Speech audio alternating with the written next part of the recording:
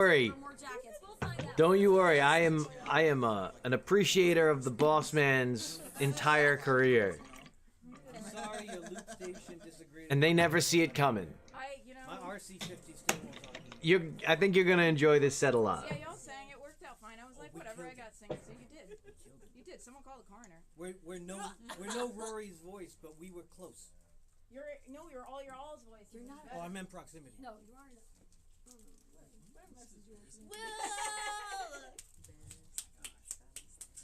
I was gonna use my tablet to look something.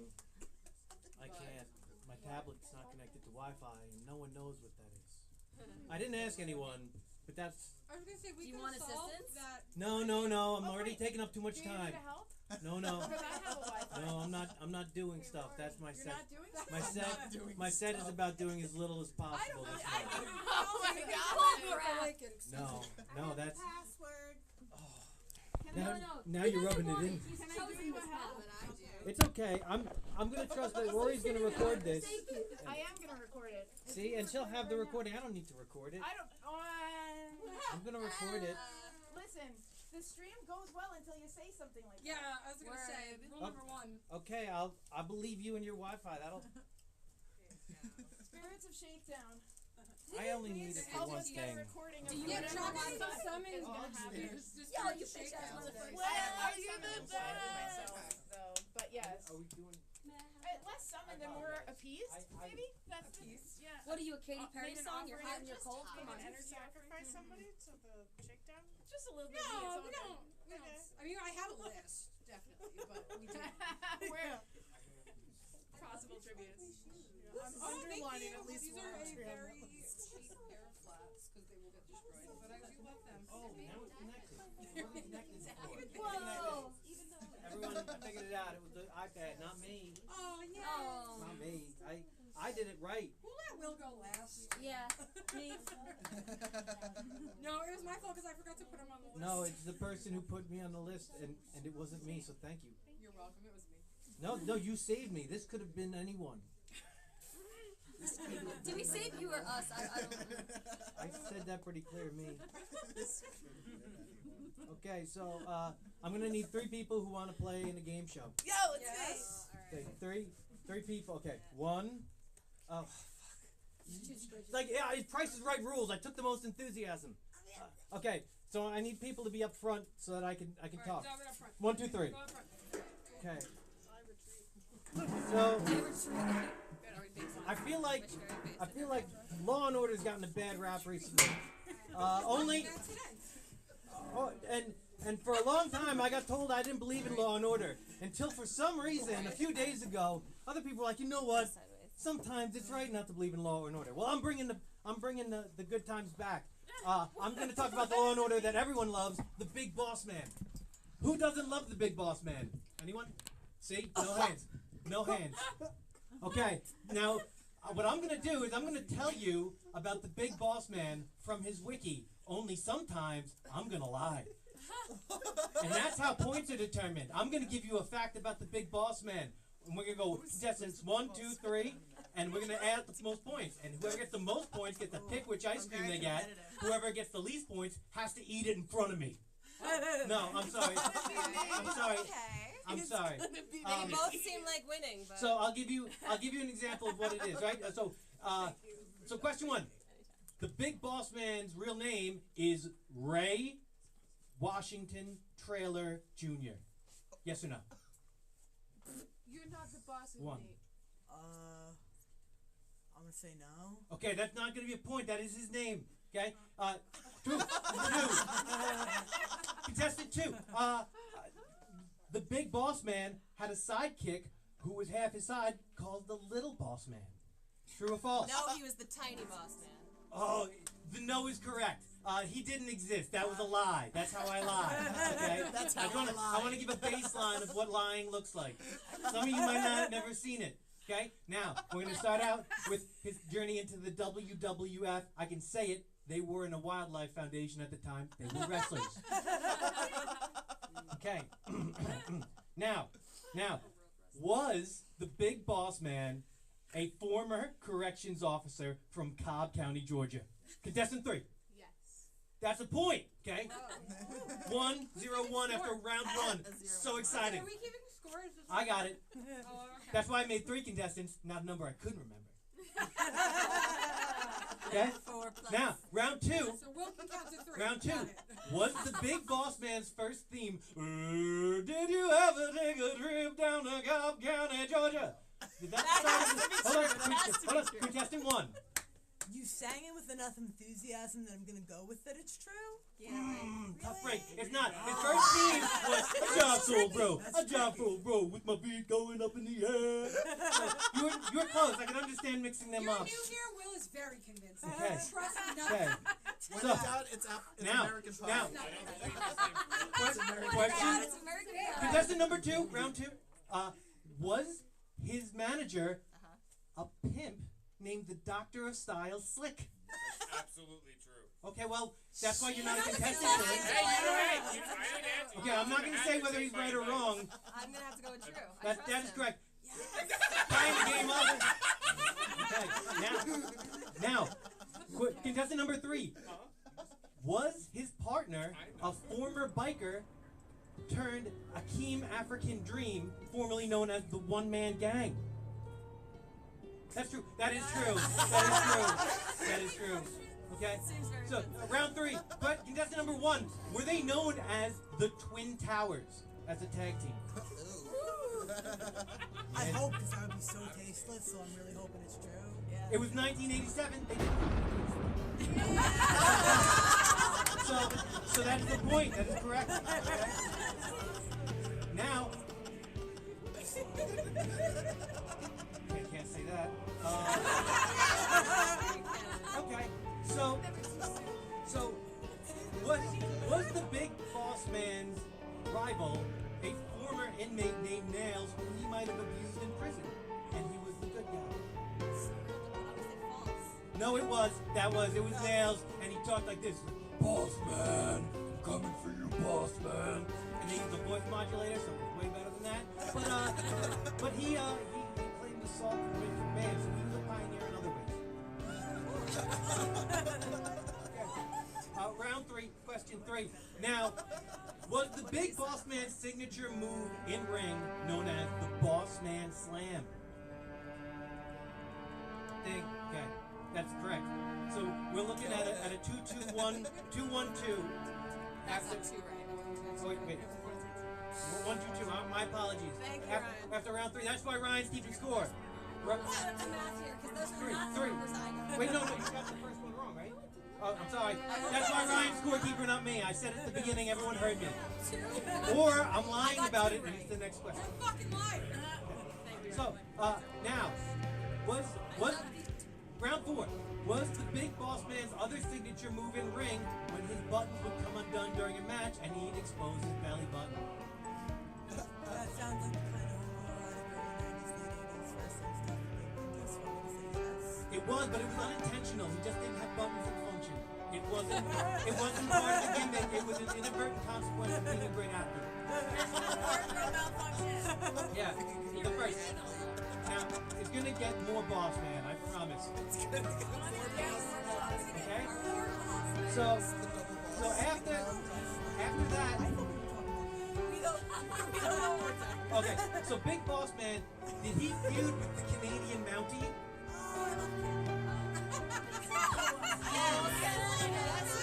He did. Okay, that's the point. So, and then finally, did the feud end when the Big Boss Man left him in prison to be attacked by an inmate? No, it did. That was the end of their feud. That's how they were like, the bad guy's gonna get what's coming to him. Assaulted. So, wrestling was different in the early 90s. Well, not different. It was the same, but it was in front of us. Okay, so we're gonna move on from that. Okay, so, now, when the Big Boss Man came back, did he fight The Undertaker at WrestleMania? And get hung from a cage? Wait, I almost think I remember seeing this as a toddler. I'm pretty sure he did. That is, he got hung in front of everybody at WrestleMania. They're like, we gotta save the hanging for our big event. WrestleMania in the 90s. Catch the feeling. So, now, follow-up. Did he feature a feud in a cage in the future versus a guy who had dogs in what he called a kennel from hell match, where dogs surrounded? False. It's true. Your instincts were correct. I'm sorry about For that. you. I did the same thing. Okay, now, It's like there has now, to be one false. okay, now, contestant 3. You're just telling a story. Did he eat that man's dog? I want to say no, but I feel like it's yes. It is, yes, he did eat it. And then, oh, no, I'm sorry, that's incorrect, I'm sorry. No, he fed it to him. He fed his own dog to him. I had it backwards. I'm sorry, you don't get a point. Your mind wrong. I was thinking it wrong, that makes You're sense. an asshole. I'm sorry. Only You should give a makeup question. Partly psychic. You suck. Well, I think you're in the lead, so you're really psychic. They're all tied. Everyone's tied because I'm a great game show host. You're a good trivia host. Keep going. Okay, I'm going to be doing trivia tomorrow, which feature questions that people know the answers to and give themselves. It's incredible. Whoa, that's revolutionary. Yeah, well, speaking of sexual, was Big Boss Man known as the hardcore champion more than 6 times? Yeah. That almost sounds too tame. I'm gonna go with no. He was a 6-time hardcore champion. He was only a 4-time hardcore champion. Great pickup. That's going to put you in the lead. Well, Dorothy. It's a game. So now. Hold on. Did I run out of questions about the Big Boss Man? Yes, you did. Okay, that's a good guess. That's gonna be another point. Okay, now, did I ever sell the Big Boss Man ice cream? Yes. I didn't. Okay, It's like 0. we're down to 2. That's terrible. You're such a sweet boy. You should have. I know he should have bought it from me, but he died like a quitter. About ice cream, not about life. Not about life. He should have cared about the ice cream. Okay, now. Hercules is not responsible for. Now, final questions. Was another gimmick of the Big Boss Man Big Bubba? Contestant 1. I'm gonna name gimmicks of the Big Boss Man, and you tell me whether or not yes or no. Speed round until we have a winner. Okay? Was he known as Big Bubba? Okay, so I know that there's a connection between the name Bubba and prison culture, so I'm going to assume that if he was somebody associated with prison culture as his character, that Bubba was originally one of his names. That's correct. Show the Now, connection. was he known as the Boss? Yes. Was he known as the Guardian Angel? You have to tell us if these are correct or not, though. I'm speed rounding. I stopped the don't speed think round. so. No, he was known as Guardian Angel. We have a winner. Contestant 2, excellent. Your knowledge of the Big Boss Man, as is tradition on all Big Boss Man game shows, will be played out with the second WWF's theme. Ooh, did you ever take a trip down to Cobb County, Georgia? Cobb County, Georgia, you'll be eating ice cream. You'll be eating ice cream. Because the ice cream man is doing game shows, you better watch out. You'll be eating ice cream. Okay, so my flavors, the 3 flavors are cookies and cream and bourbon. I like that one. It's got dairy in it. One is a mango ice, and the third is Patrice's Punch. It's a strawberry fruit punch ice. So I figure you're a winner. You're gonna get an ice either way. So you get to pick your favorite. Which one are you going with? Cookies and cream. Oh, that was the wrong one. You lose. No. That's just, I'm so overstimulated from all the game show stuff. I'm sorry. You do get that one. Okay. And then The network is never. Ryan. Yes, Oh, you're yeah. correct. What? And tomorrow I'll be hosting trivia at Napper Tandy's in Northport. Look into camera. Oh. You tuned the camera. I'm learning promos one step at a time. Reading out loud in brain. And on that note, I appreciate everyone for that time. I gotta grab ice cream out of the fridge. I'm your biggest fan. I almost lost you there.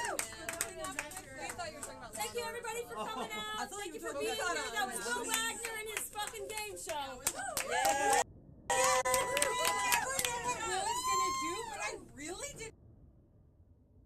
And before we introduce our next guest, I want to introduce my favorite human being, Brianna Koksha, because she's been gone for a little while and she hasn't been at the last 2 open mics. So I just wanted to show off her face because it's wonderful and because I love her. Bree is the other half of Production Babes and the other half of my heart. And Bree is an exceptional co-host, audio engineer, co-founder, co-human, and I love her. Co-brain cell, co-human, and I just wanted to shout her out because she hasn't been here for the last 2 open mics. And with that, I'm gonna let Bree introduce the next guest. Up next is Will Wagner. You may stand. I'm buckled. Can I put this down? I've been holding it a long time. Everyone's gonna wonder what's in there if I don't open this shit up. That's all I want to know. Well, why? That makes no sense. Hi, Dylan. This is Bill. So, last month I tried to give you an idea of what it's like for me to put a set together. I told you some of the things I didn't do. This month I wrote them down so I wouldn't forget, and I told myself I wouldn't edit it, I'd just read it when I got here. And here we are. Oh. If you'd like, you can read it too. It's on that Don't scannable internet. QR code. I've been going back and forth with what I wanted to do for my set this month. I decided to write down a specific set so you can understand the variants I go through. Oh shit, I said that. I started by playing my song 4th of July because this event is technically closer to the holiday than the last open mic, but I liked the screenplay reading last month and I thought it might be fun to read you a screenplay from a sketch I did called Erotic Novels Edited for Basic Cable. Yes? Here for it? Then I found out my parents were selling my childhood home and I was going to tell you some sad stories about loss and taking walks, but I already did something like that with piano. Technically, it's the opposite of comedy. It's more like therapy, if we're being honest. Probably necessary, but not on the 3rd Monday. Then I thought about doing a song and dance number about my cat that goes like this.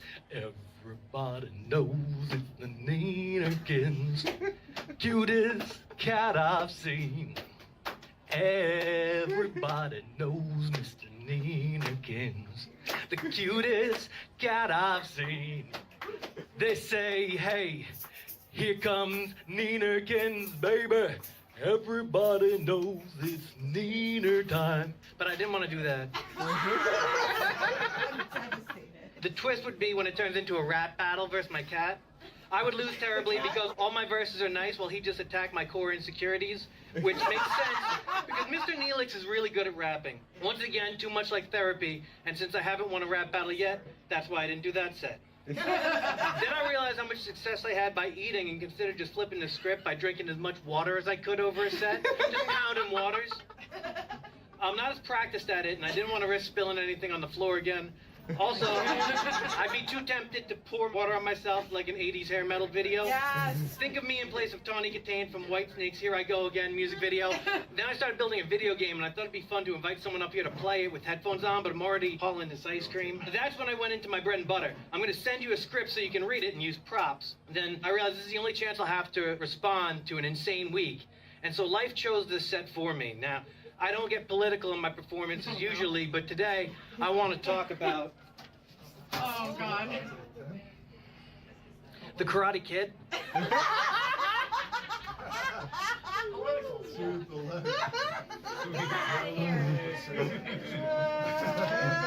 You might remember my RoboCop Som or Terminator series review, and much like them, I prepared visual aids. That's fucking So my favorite movie of all time was Follow That Bird, up to the point where Big Bird turns blue and the movie scares me. But that was only until I was 28. My second favorite movie of all time was The Karate Kid. Who here is familiar with the Karate Kid series and its spin-off Cobra Kai? I watched like part of the first season. Oh my God! I went through all this prop work? Okay, for the uninitiated, Karate Kid is pretty much just Rocky for teenagers. Italian guy who solves all his problems with violence seeks aid from wise old man to help him find love with dozens of hours of sequels and spin-off content. It's probably responsible for my first 2 crushes. Elizabeth Shue, oh my goodness. Beautiful blonde girl at the beach agrees to a date with a guy who's riding shotgun in a Flintstones car with his mom driving. Really set the bar high for me. Luckily, there was my other crush, Pat Morita, known as Mr. Miyagi. A senior citizen who tricks this helpless kid for 60 minutes until he starts kicking people in the face. Fuck, that's hot. The scene where Daniel meets Miyagi, Daniel walks into his custodial office looking for a handyman to fix his kitchen sink. Miyagi slowly turns around from trying to catch flies with chopsticks, already hilarious, and just stares him down. Daniel, 17 years old, asks the handyman to do the thing he was hired for and is met with disdain. Walks right out. By the time he shows up to fix that sink, Daniel's already gotten beaten up twice, gets told he can't play soccer anymore, and picks up a book on karate. Now Miyagi shows up, turns a wrench twice, and does nothing else handyman related for the rest of the series. Becoming a pioneer and working smarter rather than harder. Miyagi turns chores into karate, but he also teaches. Not Daniel's son, but mothers across America. They realize that they're going to be able to trick their children into doing chores. You got to take out the garbage. It's going to teach you how to do overhead throws. But nah, not this time, Mom. Sorry. Sure, he teaches wax on, wax off, sand the deck, paint the fence. That 27-year-old teenager can learn karate. But even the non-karate stuff he does is a trick. What about that bicycle? We never see him fix the bicycle. Maybe he's teaching other kids karate by having them fix a dumpster bike. Chain on, chain off, or some shit? Why? So he can hook another child into his racket of fixing up his property. Daniel looks for him, clipping a bonsai tree, and once Miyagi gets him to sit down and landscape his chia pet, now I only printed out one paper, so I'm gonna have to free roll it.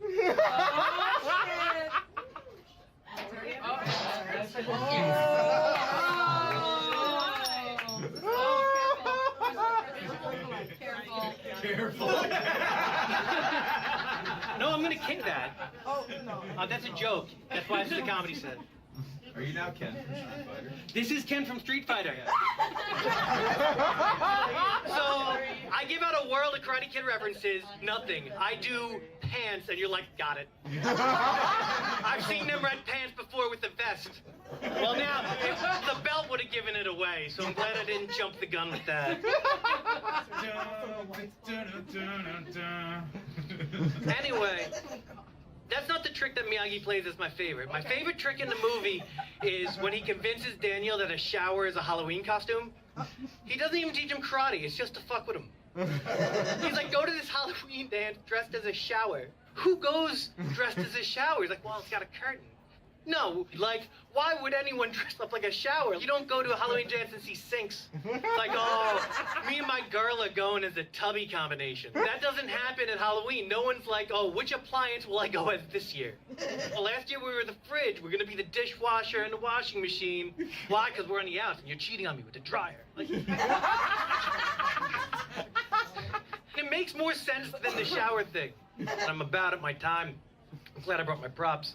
But like this set, in 6 months, we'll have the end of the Cobra Kai series, and that's when the other half of this set will happen. That's what they call foreshadowing in the biz.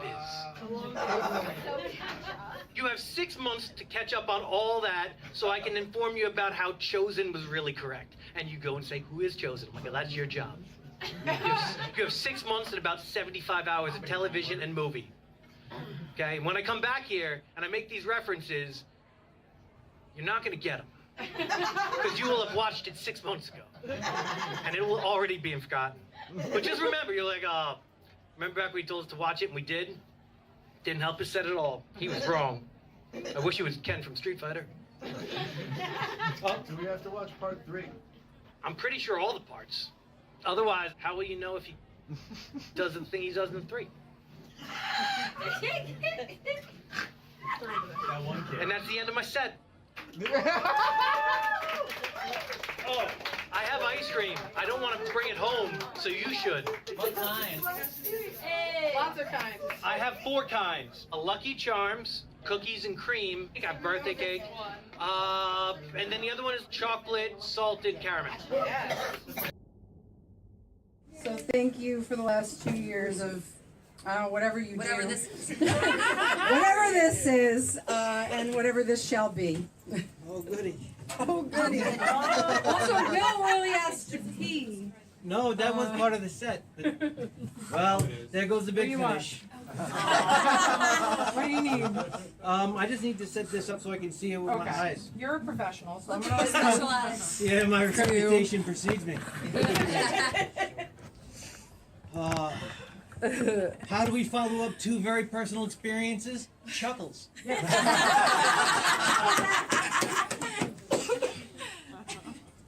Chuckles.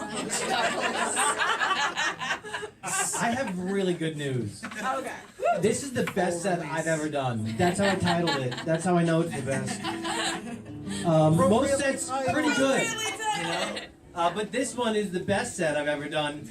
I foreshadowed it a long time ago. So I need 4 people to compete in my game show at the end, but you might not know what the theme is. It goes, yeah,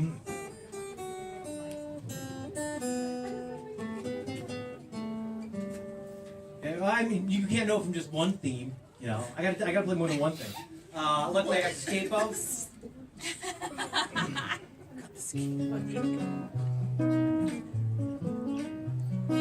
How's the guitar coming there?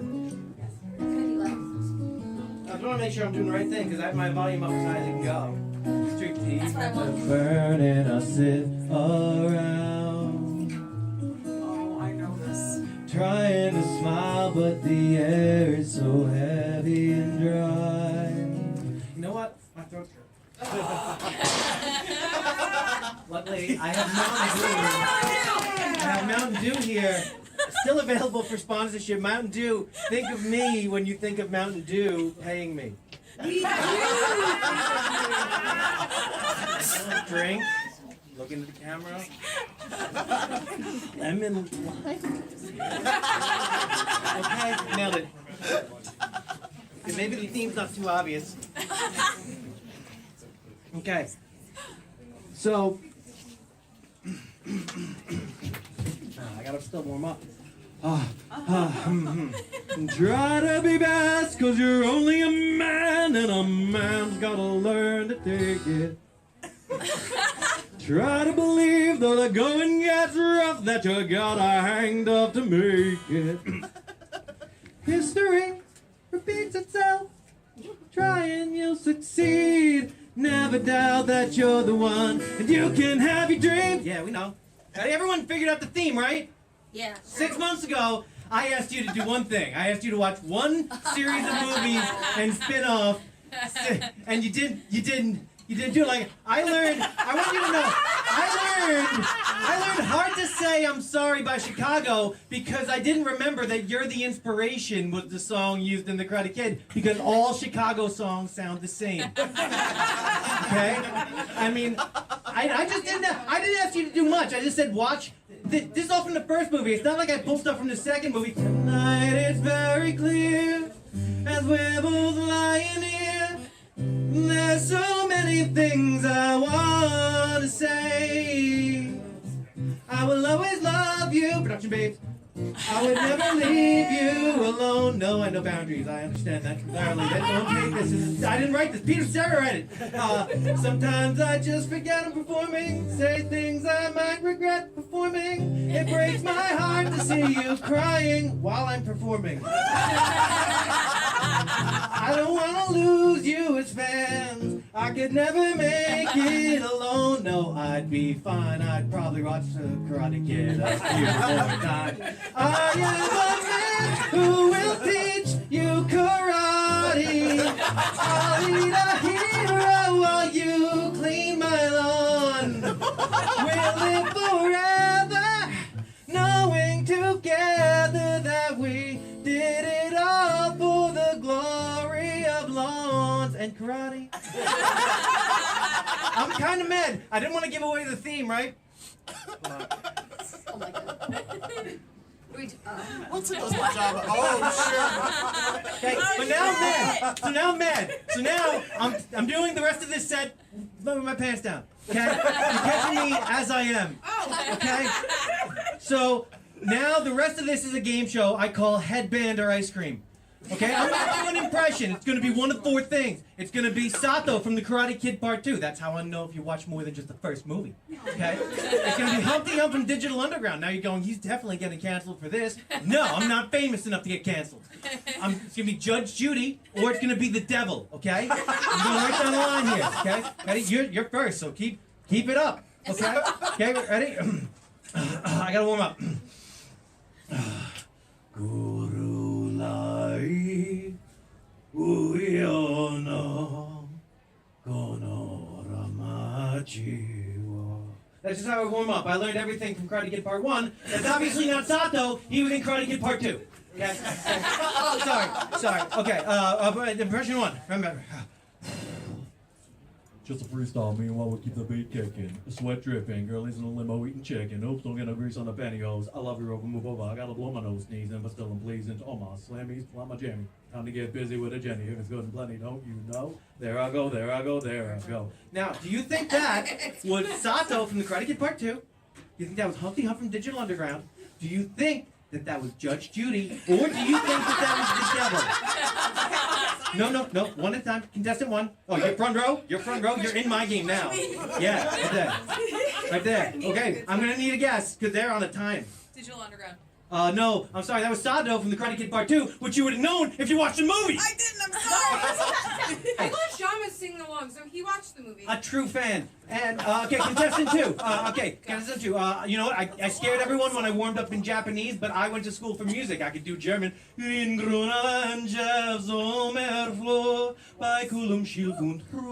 No, still uncomfortable, right? Is he angry? Okay, so, impression 2. Remember, Sato from Karate Kid Part 2, Humpty Hump from Digital Underground, Judge Judy, or the devil. I'll do that impression again. Come on. I'm gonna say Sato from Karate Kid Part 2. No, that was Humpty Hump from Digital Underground when he skips the record. I couldn't do the weird. I do the impressions I can, you know? Okay, so good news, you're both winning headbands. Okay, contestant 3. Okay, now remember, I'm not gonna warm up it. It scares the audience too much. Sato from Karate Kid Part 2, Humpty Hump from Digital Underground, Judge Judy, or the devil.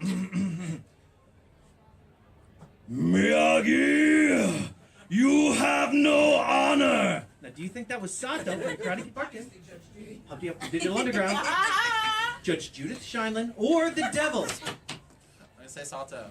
No, that was Judge Judy. Yeah. I said honor. I thought that was a giveaway, but and the Miyagi thing. She's been a daytime judge for 30 years. She's seen a lot of cases. You know who's seen those cases? Me. You know what that's like? The Karate Kid movies, which you also haven't seen. Anyway, we're getting too out of luck. Final guess. Okay, I've done 3 impressions. I'm incredible at them. I got 1 left. Is this Sato from the Karate Kid Part 2? Is it Humpty Hump from Digital Underground, Judge Judy, or the devil? I'm going to kill you all with karate. I think that's Humpty Hump. No, that was Judge Judy again. I didn't growl. I mean, you know.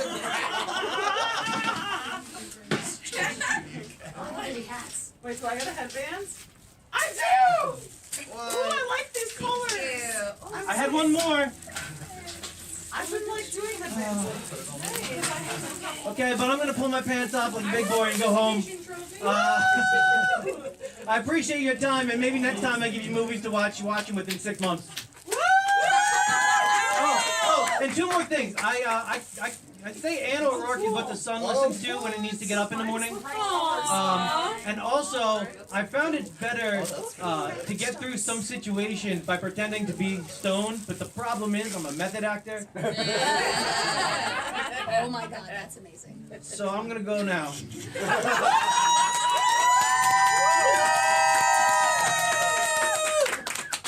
You're the best! Alright! No one's ever gonna keep your time down, Will! I don't want to do jokes about politics, the relationship, or the pandemic. I want to do stuff that my comedy heroes did. I want to talk about general truth that we can all see. Hello. Hope all is good.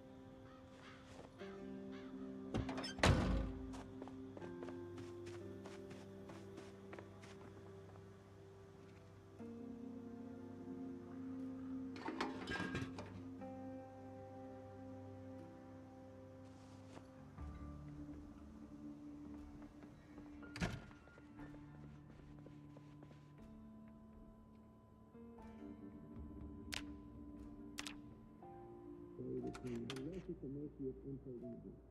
So if I say, look, we're going to work on economic empowerment for people and fighting AIDS and other diseases and trying to bridge the religious and political differences between people and trying to, avoid the worst calamities of climate change and help to revitalize the economy in the process. I can actually do that. I mean, because tomorrow when I get up, if there's a bad headline in the paper, it's President Bush's responsibility, not mine. That's the job being a former president. And it is true that if you live long enough and you really have great discipline in the way you do this, like you might be able to spend 20 hours or more for the good of the as president. If I don't know that you were going to be on Fox News Sunday, I got a lot of emails from viewers, and I got to say, I was surprised. Most of them wanted me to ask you this question. Why didn't you do more to put the last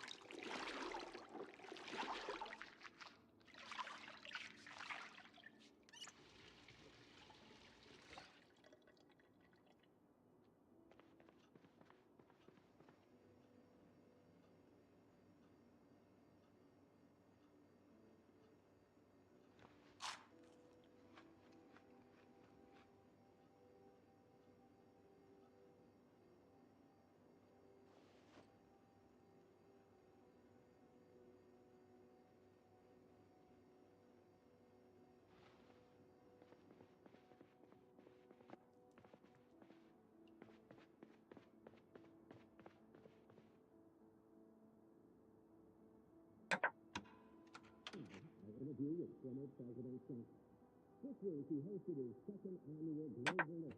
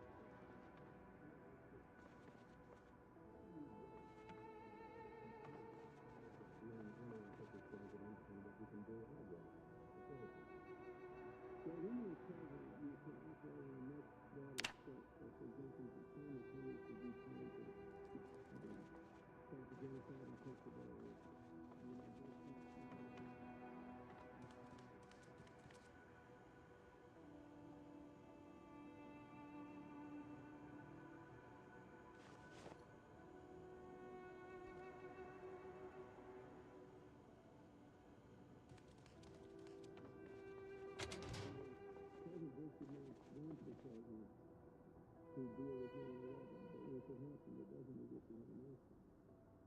You know, we used to have after-school programs, and there's a huge increase in college aid at home. In other words, you got a lot of different moving parts, and you can move them all at once. But you're also more at the mercy of events.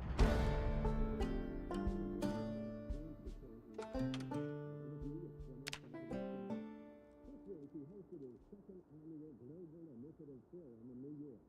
More than $7 billion was spent to tackle some of the worst problems in developing countries, such as poverty, disease, and climate change. As part of the conference, Mr. Clinton agreed to his first one-on-one interview ever on Fox News Sunday. The ground rules were simple. 15 minutes for our sit-down, split evenly between the globe.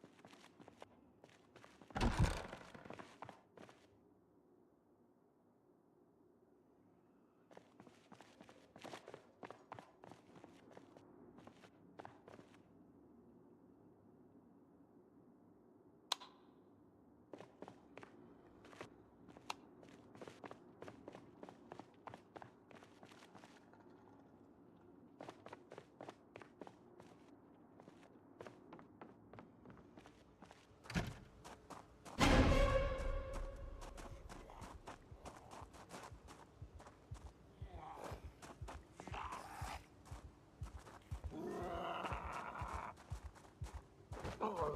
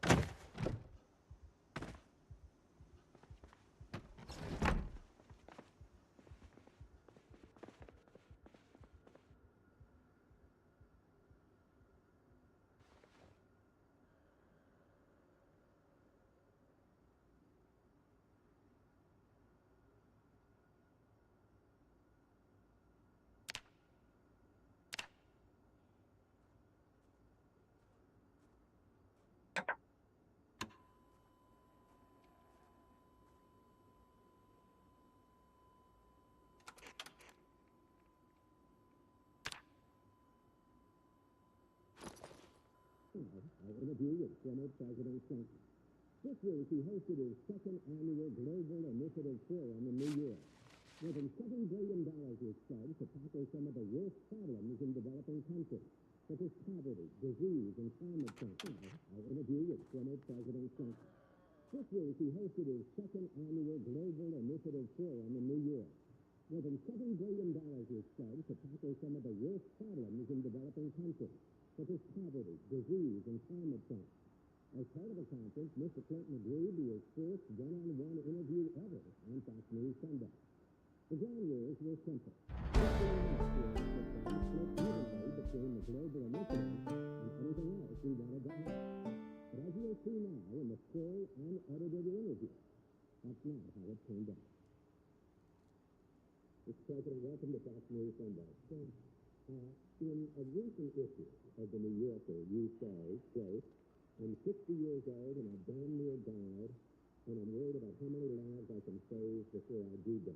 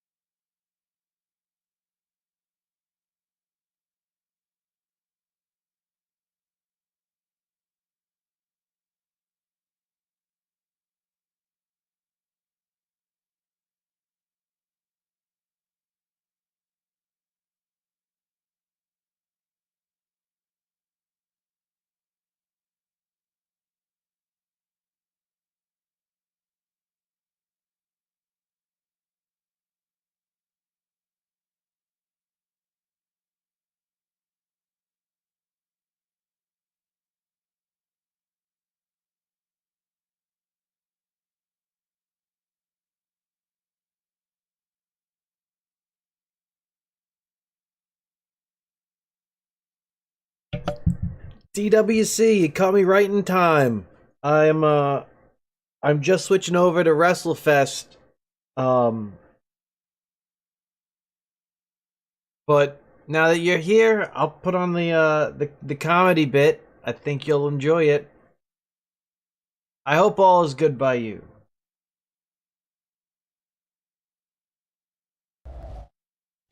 Politics, the relationship, or the pandemic. For the last. Our next guest, I want to introduce my favorite human being, Brianna Koksha, because she's been gone for a little while and she hasn't been at the last 2 open mics. So I just wanted to show off her face because it's wonderful and because I love her. Bree is the other half of Production Babes and the other half of my heart. And Bree is an exceptional co-host, audio engineer, co-founder, co-human, and I love her. Co-brain cell, co-human, and I just wanted to shout her out because she hasn't been here for the last 2 open mics. And with that, I'm going to let Bree introduce the next guest. Up next is Will Wagner. You may stand. I'm buckled. Can I put this down? I've been holding it a long time. Everyone's gonna wonder what's in there if I don't open this shit up. It's all I want to know. Well, why? That makes no sense. Hi, Dylan. This is Bill. So, last month I tried to give you an idea of what it's like for me to put a set together. I told you some of the things I didn't do. This month I wrote them down so I wouldn't forget, and I told myself I wouldn't edit it, I'd just read it when I got here. And here we are. Oh. If you'd like, you can read it too. It's on that No scannable QR code. I've been going back and forth with what I wanted to do for my set this month. I decided to write down a specific set so you can understand the variants I go through. Oh, shit, I said that. I started by playing my song 4th of July because this event is technically closer to the holiday than the last open mic, but I liked the screenplay reading last month and I thought it might be fun to read you a screenplay from a sketch I did called Erotic Novels Edited for Basic Cable. Yes? You're correct. Then I found out my parents were selling my childhood home and I was going to tell you some sad stories about loss and taking walks, but I already did something like that with piano.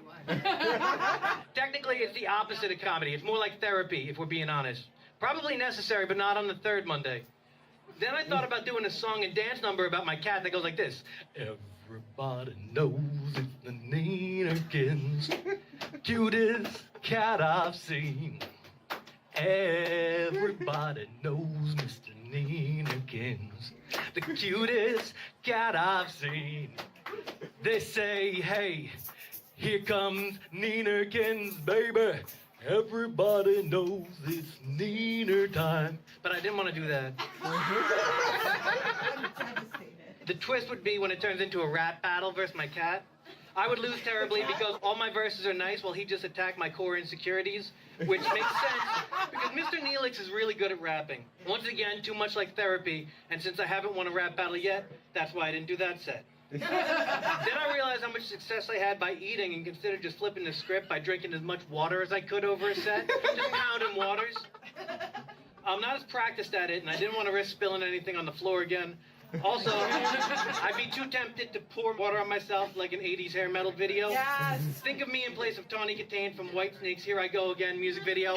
Then I started building a video game, and I thought it'd be fun to invite someone up here to play it with headphones on, but I'm already hauling this ice cream. That's when I went into my bread and butter. I'm going to send you a script so you can read it and use props. And then I realized this is the only chance I'll have to respond to an insane week.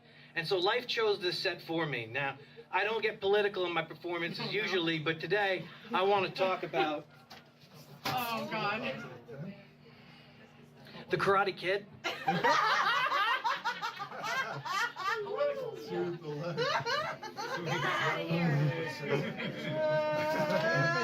You might remember my RoboCop Som or Terminator series review, and much like them, I prepared visual aids. That's fucking So my favorite movie of all time was Follow That Bird, up to the point where Big Bird turns blue and the movie scares me. But that was only until I was 28. My second favorite movie of all time was The Karate Kid. Who here is familiar with the Karate Kid series and its spin-off Cobra Kai? I watched like part of the first season. Oh my God! I went through all this prop work? Okay, for the uninitiated, Karate Kid is pretty much just Rocky for teenagers. Italian guy who solves all his problems with violence seeks aid from wise old man to help him find love with dozens of hours of sequels and spin-off content. It's probably responsible for my first 2 crushes. Elizabeth Shue, oh my goodness. Beautiful blonde girl at the beach agrees to a date with a guy who's riding shotgun in a Flintstones car with his mom driving. Really set the bar high for me. Luckily, there was my other crush, Pat Morita, known as Mr. Miyagi. A senior citizen who tricks this helpless kid for 60 minutes until he starts kicking people in the face.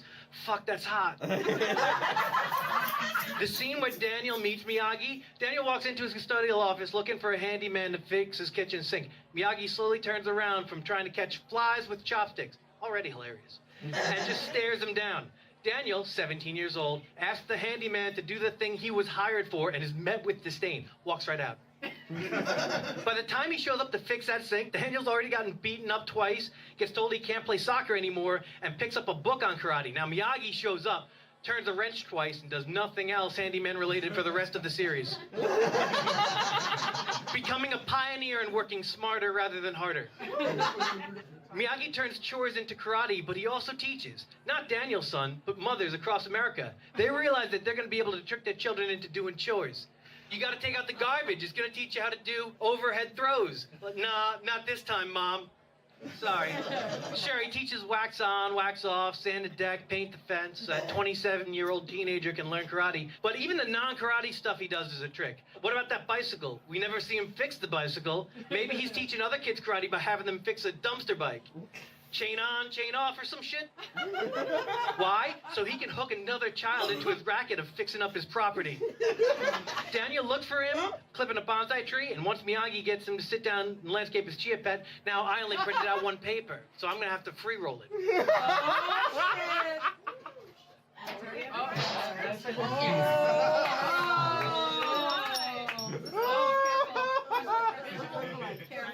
Careful. No, I'm gonna kick that. Oh, no. That's a joke. That's why it's a comedy set. Are you now Ken from Street Fighter? This is Ken from Street Fighter. So, I give out a world of Karate Kid references, nothing. I do pants, and you're like, got it.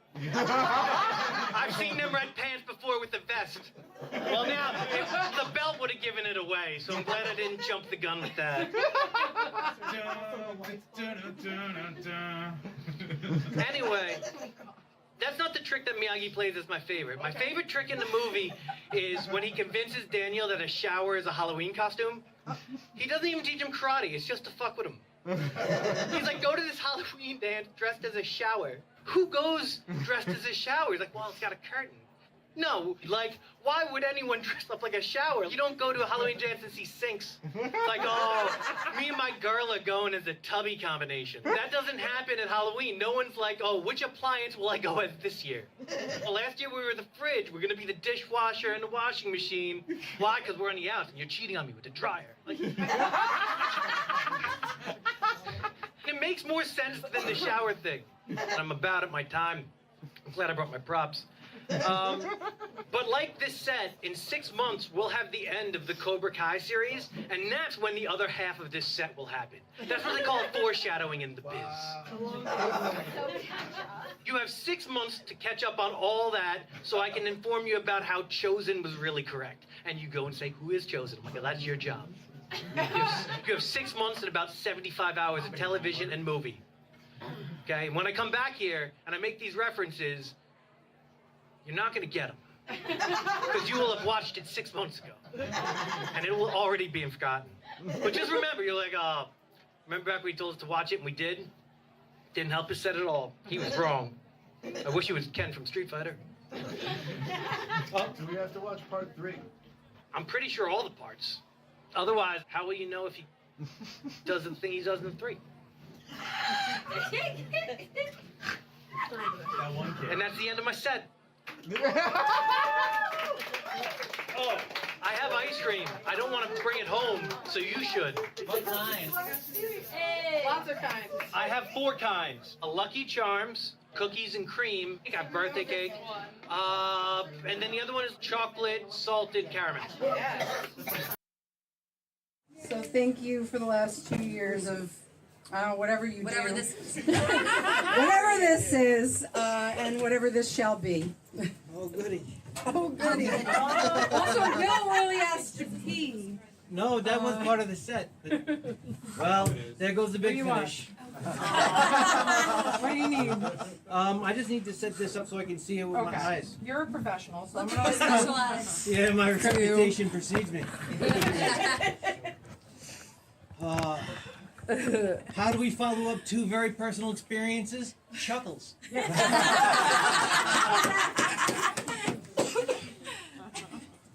Chuckles.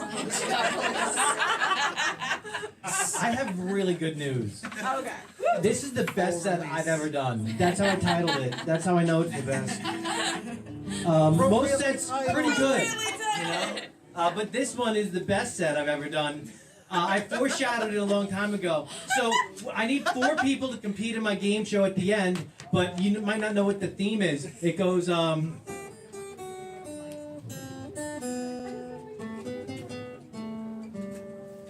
I mean, you can't know from just one theme, you know. I gotta play more than one thing. Luckily I got the skateboard.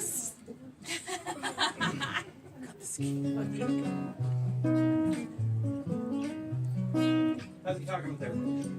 I just want to make sure I'm doing the right thing because I have my volume up as high as it can go. Street teeth burn and I sit around. Oh, I know this. Trying to smile, but the air is so heavy and dry. You know what? My throat's hurt. Luckily, I have Mountain Dew here. Still available for sponsorship. Mountain Dew. Think of me when you think of Mountain Dew paying me. Drink. Look into the camera. Lemon lime. Okay, nailed it. Okay, maybe the theme's not too obvious. Okay. So, I gotta still warm up. Try to be best, cause you're only a man, and a man's gotta learn to take it. Try to believe, though the going gets rough, that you gotta hang tough to make it. History repeats itself. Try and you'll succeed. Never doubt that you're the one, and you can have your dreams. Yeah, we know. Everyone figured out the theme, right? Yeah. 6 months ago, I asked you to do one thing. I asked you to watch one series of movies and spin off, and you didn't do it. Like, I want you to know, I learned Hard to Say I'm Sorry by Chicago because I didn't remember that You're the Inspiration was the song used in The Karate Kid because all Chicago songs sound the same. Okay? I mean, I just didn't ask you to do much. I just said watch. This is all from the first movie. It's not like I pulled stuff from the second movie. Tonight it's very clear as we're both lying here. There's so many things I want to say. I will always love you, production babes. I would never leave you alone. No, I know boundaries. I understand that entirely. Don't take this. I didn't write this. Peter Cetera read it. Sometimes I just forget I'm performing. Say things I might regret performing. It breaks my heart to see you crying while I'm performing. I don't want to lose you as fans. I could never make it alone. No, I'd be fine. I'd probably watch the Karate Kid a few more times. I am a man who will teach you karate. I'll be the hero while you clean my lawn. We'll live forever, knowing together that we did it all for the glory of lawns and karate. I'm kind of mad. I didn't want to give away the theme, right? Oh my god. What's in those pajamas? Oh, shit. Okay, but now I'm mad. So now I'm doing the rest of this set with my pants down. Okay? You're catching me as I am. Okay? So now the rest of this is a game show I call Headband or Ice Cream. Okay, I'm going to do an impression. It's going to be one of 4 things. It's going to be Sato from The Karate Kid Part 2. That's how I know if you watch more than just the first movie. Okay? It's going to be Humpty Hump from Digital Underground. Now you're going, he's definitely getting canceled for this. No, I'm not famous enough to get canceled. It's gonna be Judge Judy, or it's gonna be the devil. Okay? I'm going right down the line here. Okay? Ready? You're first, so keep it up. Okay? Okay? Ready? I gotta warm up. Guru Lai Uyona Kono Ramachiwa. That's just how I warm up. I learned everything from Karate Kid Part 1. That's obviously not Sato. He was in Karate Kid Part 2. Okay? Oh, sorry. Okay, impression 1. Remember. Just a freestyle, meanwhile we'll keep the beat kicking. The sweat dripping, girlies in the limo eating chicken. Oops, don't get no grease on the pantyhose. I love you over, move over. I gotta blow my nose, sneezing, but still I'm pleasing. Oh my slammies, plot my jammy. Time to get busy with a Jenny. If it's good and plenty, don't you know? There I go, there I go, there I go. Now, do you think that was Sato from the Karate Kid Part 2? Do you think that was Humpty Hump from Digital Underground? Do you think that was Judge Judy? Or do you think that was the devil? No. One at a time. Contestant 1. Oh, you're front row? You're in my game now. Yeah, right there. Okay, I'm gonna need a guess, because they're on a time. Digital Underground. No, I'm sorry, that was Sato from the Karate Kid Part 2, which you would have known if you watched the movie! I didn't, I'm sorry! I thought Sean was singing along, so he watched the movie. A true fan. And, okay, contestant 2. Contestant 2. You know what, I scared everyone when I warmed up in Japanese, but I went to school for music. I could do German.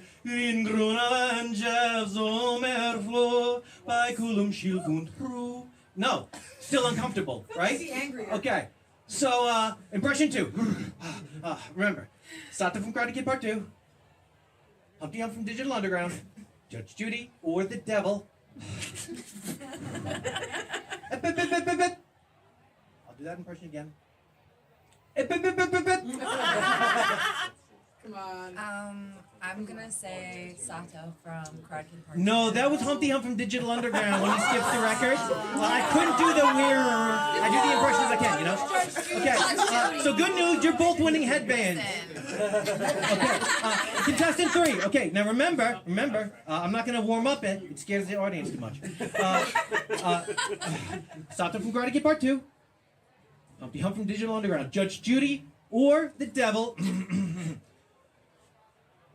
Miyagi, you have no honor. Now, do you think that was Sato from Karate Kid Part 2, Humpty Hump from Digital Underground, Judge Judith Shineland, or the devil? I'm gonna say Sato. No, that was Judge Judy. Yeah. I said honor. I thought that was a giveaway, but and the Miyagi thing. She's been a daytime judge for 30 years. She's seen a lot of cases. You know who's seen those cases? Me. You know what that's like? The Karate Kid movies, which you also haven't seen. Anyway, you're getting too wild up. Final guess. Okay, I've done 3 impressions. I'm incredible at them. I got 1 left. Is this Sato from the Karate Kid Part 2? Is it Humpty Hump from Digital Underground, Judge Judy, or the devil? I'm going to kill you all with karate. I think that's Humpty Hump. No, that was Judge Judy again. I didn't growl. I mean, you know.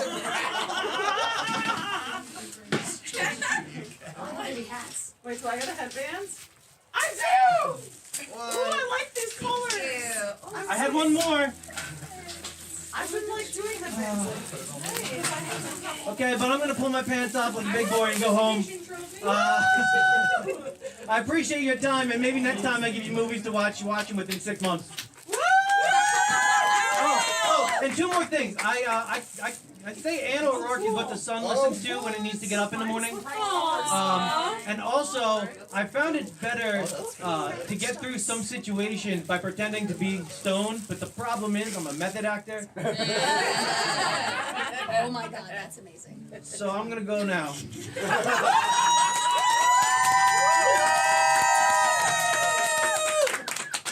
You're the best! Alright!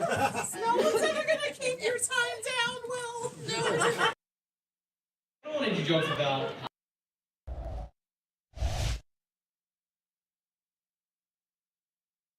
So, yep, yep.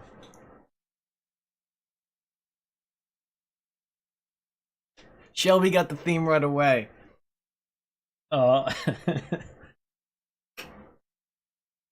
I wanted to do a I wanted to do this. Thank you very much. I planned on it being after the last part of the Cobra Kai season, but then they split up Cobra Kai into like part 2 and 3. So part 3 just came out last week. Yeah, I know I'm talking to DWC, who understands the release of Cobra Kai being spread out. Like, we're used to halves, but Cobra Kai season 6 needed to be in 3s. And I for some reason I thought it was halves. I feel like they did halves for so long, I just got used to it.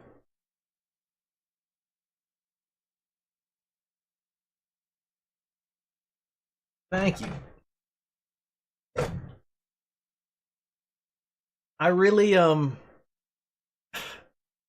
been going back and forth because I'm taking care of my brother's German Shepherd and driving back and forth. It's kind of like 25 minutes or half hour each way. And so I've been driving a couple hours a day. And I've been trying to put together a set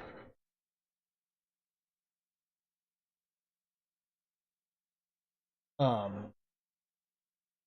I'm doing this charity show a week from Saturday, and they're watching Empire Records and Spice World. And so I've been trying to put together a set for it, and it's been mixed. I know Empire Records well, but I don't know Spice World well. And part of me is apprehensive to reveal anything about the plot of either movie, because I'm going to be in between them.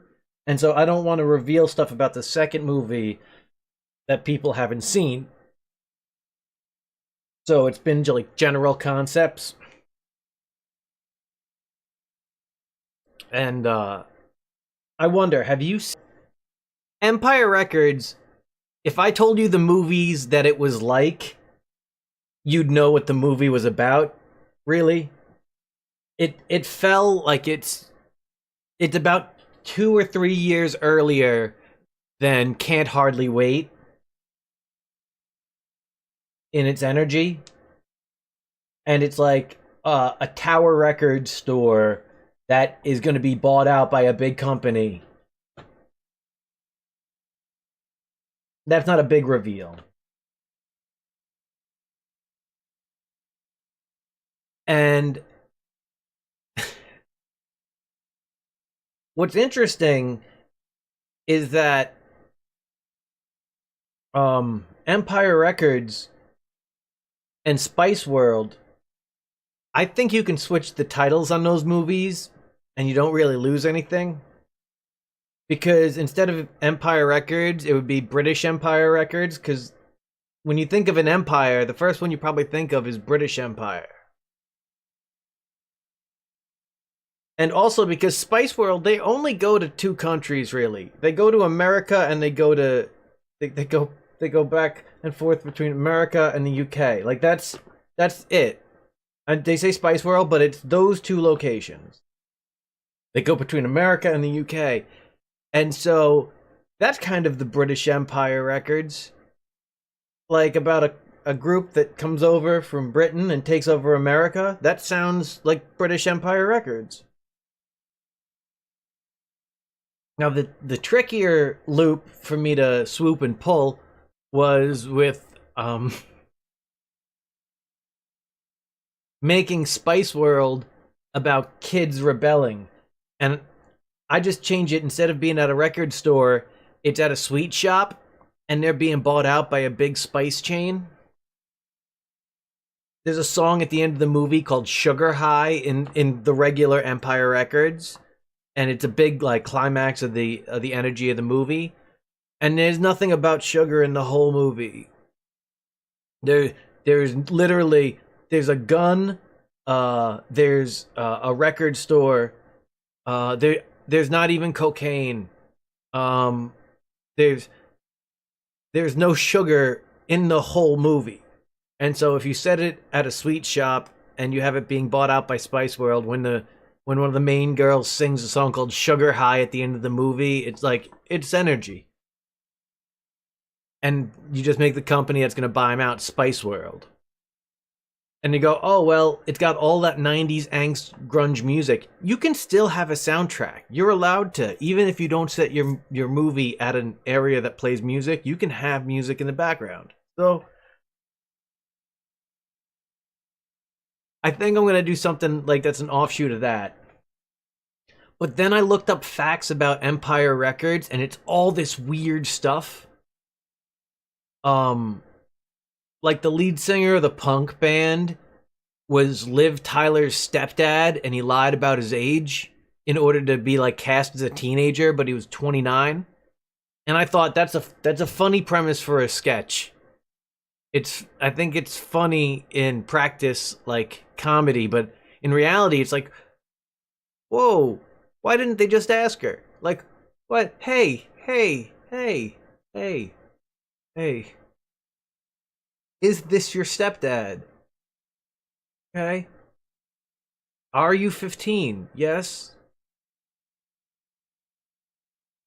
Is your stepdad your same age? No? Okay. End of, like, no. There you go. It's over. But then, like, 2 facts later, they said everyone who worked on the movie had a crush on Liv Tyler, and I felt even worse. I'm like, I can't read any more of these facts. It's making me uncomfortable. I feel like these facts are leading me down a dark path. I'm like, I gotta stop at 7. It's the first time that I've ever been like BuzzFeed was a horror story. It sounded like it was unfolding. I'm like, no. Empire Records is the darkest movie I've ever heard of. Like, you win. I tap out, BuzzFeed. Or whatever the thing was, the article. But I'm like, I can't do that. It's an all ages show. But I think that's how I have to get out of it, because that's literally what happened. I was going through it. I'm like, what the hell are you? What kind of? Well, I'm trying to think of the right movie. Maybe it's Deja Vu or Man on Fire. There's a movie starring Denzel, and there's a certain energy to Denzel's performances, especially in like action kind of suspense after Training Day. And yeah, this Deja Vu movie is about this girl getting kidnapped, and it's like, it seems like it's going that 8mm route. Like, I remember when I watched 8mm for the first time, the Nick Cage movie, I was like, oh golly, like I expected Con Air. So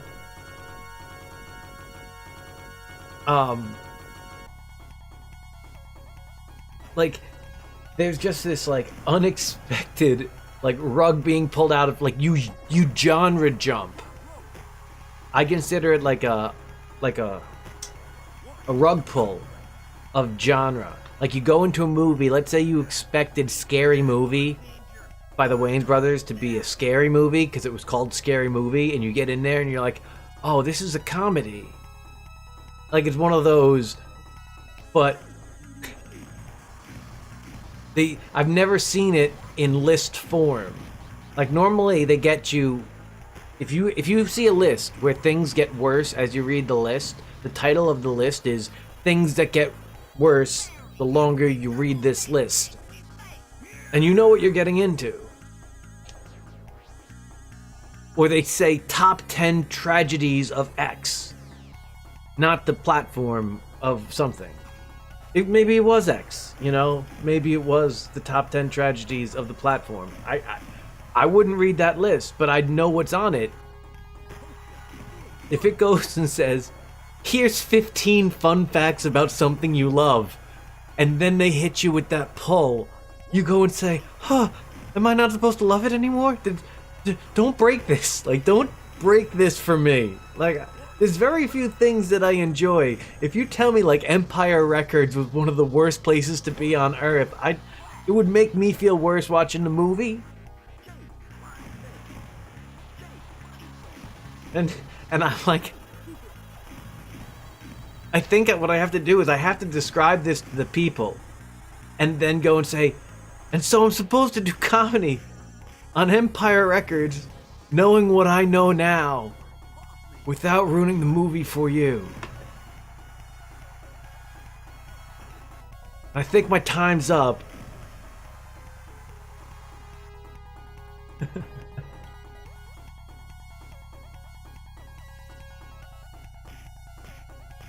Also, there's nothing really bad about the movie. Like, they had to change kids smoking pot to eating pot brownies. But for the most part, they said that, like, almost everyone got along really well. It was pretty easy to do the shoot. Yeah. And everyone had a crush on Liv Tyler. Like, they put that in there specifically. Also that, like, a few people who could have been cast. So if I find out that Empire Records is first, I can do that.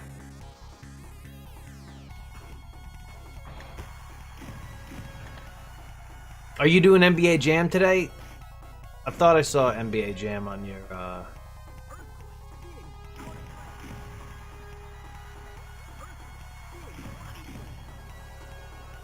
We're going with the Finisher Fest. That's what I think I'm gonna call this run, the Finisher Fest.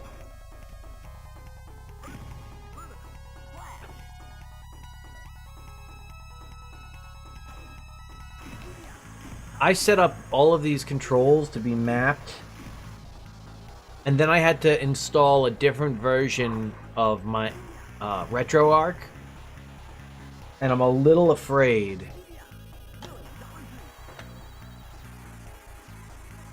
If I go here. So, the way it would work...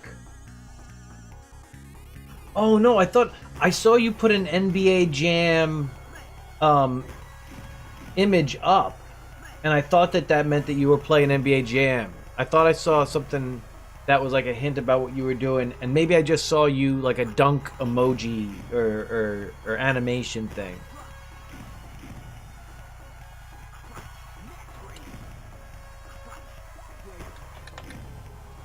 Make sure I'm gonna do this right. This is from... A is from Perfect to Hogan. I hit A. Right? This is how it would go. Oh no. Okay, so... Goes from Perfect, then it goes to Crush. Then it goes to Ultimate Warrior. Then it goes to Jake the Snake. Oh, I had to have him lit up already. I had to have him lit up properly. So, I'm going to take Hawk on there. Take on Hawk. That one. And if I hit that button again, it goes to Slaughter.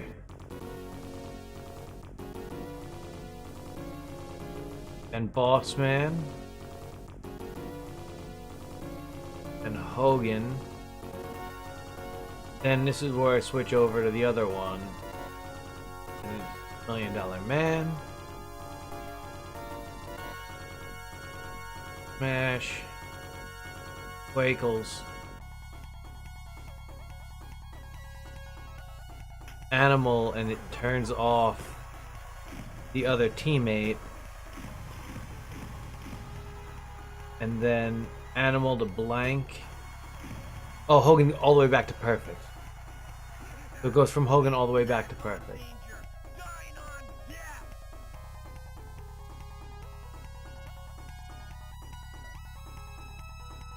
There we go. Okay, I'm ready to do this. Oh, I am such a silly goose. I didn't care for it much. I didn't think it was terrible. I watched it after the fact and I wasn't excited. Like, I wasn't excited to tune in live. Oh, okay.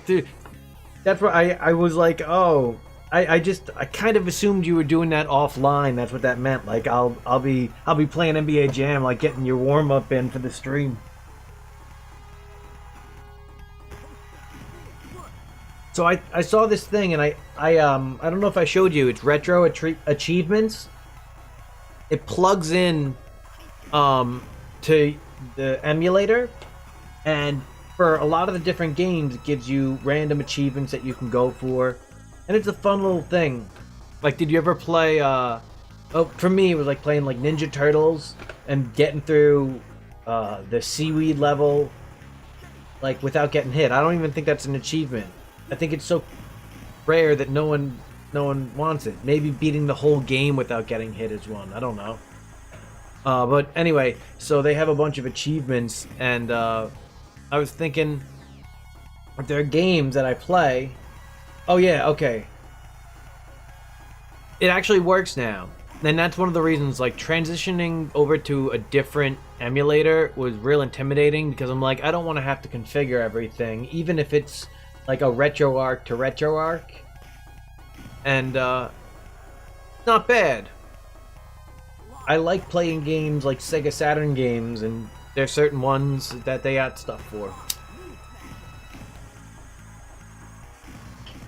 But DWC, you are here right in time, because if I got to do a games done quick run, if I ever got to, and I only got to do one ever, I would pick this run. This is the finisher fest, I call it. Now, Perfect, you run right off the ropes to begin with, because he's the fastest. You can buffer your run, and hopefully he follows you in. But if not, you gotta do one of those and hope he doesn't knee. He didn't. I'm gonna win the next grapple more often than not, so I'm gonna have to hit him with 5 weapon shots or so. But he has to be in maximum stun. So even though he's prone here, he might kick out. So I'm gonna do that one for good measure. Then we're gonna cut him off. Perfect legs. Uh-oh. Now, luckily for us, Mr. Perfect only has one gear, and it's Mr. Perfect, Perfect Plex. After we do that, hit the A button, and it'll switch over to Crush. Do the Crush finish. Do the same thing, try to run off the ropes, because the goal is to not engage in the first grapple if possible. And that's something that in the speed run, it's not as good. I have to get into a grapple with him on the outside anyway, so that doesn't change much. But what it does do is it means he might still have energy when he goes back in the ring.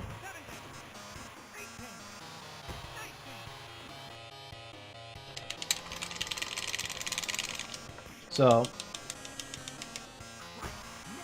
he still has energy. So instead, do the tilt-a-whirl, sleeper hold. The goal is to hit the move. If I don't finish the match with it, so be it. But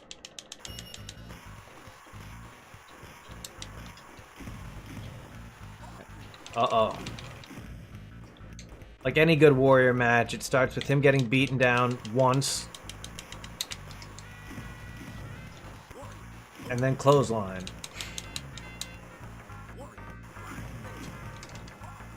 He's gonna try to tag. Hulk Hogan.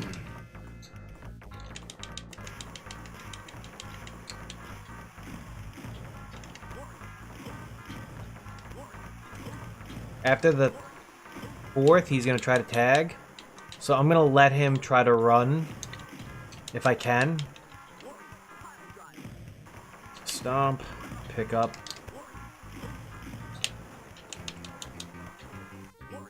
Gorilla press slam.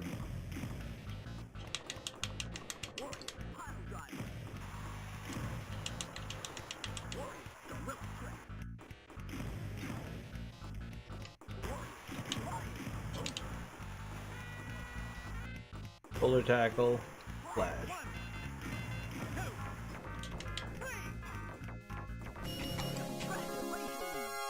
Now go for the next match. The classic warrior finish. Now Jake's fast enough where you want to run off the ropes because you might be able to trick the computer into running. I'm not going to go for the snapmare. That's why. I'm like, one of the things after not trying to run the game as much, I start to better be able to gauge how to work with the AI to avoid grapples. The grapples are the crapshoot for the whole game.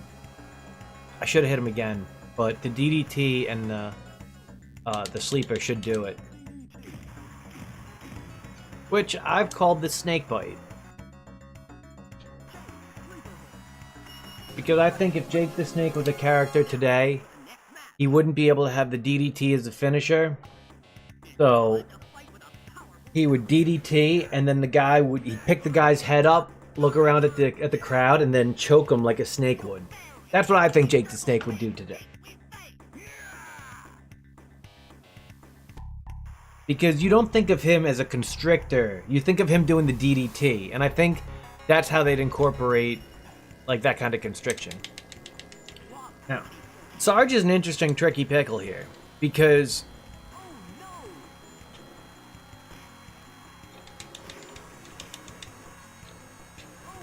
he's definitely getting back in the ring without being fully damaged. So I'm gonna have to clothesline Hawk for a little bit. It's a little tougher, takes a bit longer, but it's okay. He's gonna go up, I clothesline him in the face. He's gonna go up, I clothesline him in the face. I hit him with the gut buster toward the corner, and I go off the top rope here so I don't have to get into another grapple. I get Animal in the ring. Because I don't want to win by elbow drop. This isn't Survivor Series 1990. So he's going fast here.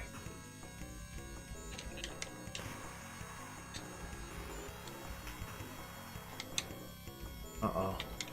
Well, some plans don't go the way as planned. Planned? I think he might be fired up. Over the top rope. Luckily. Over the top rope.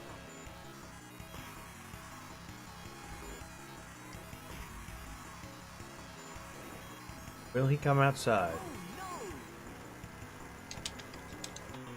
What a jerk.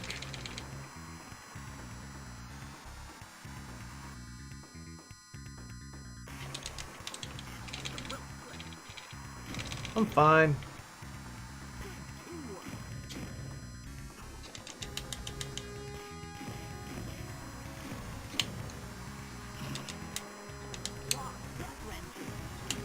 Oh, this is gonna be a tricky pickle for sure.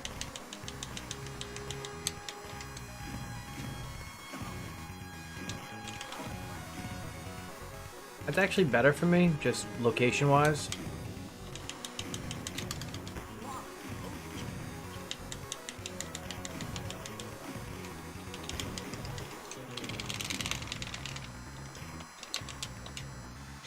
Knuckle sandwich. Uh-oh, he's fired up. You can tell because he's moving faster.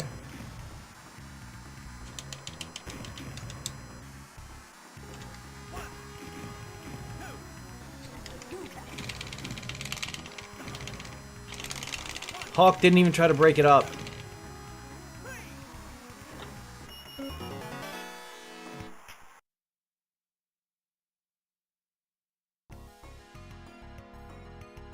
How could you do it to me, Hawk?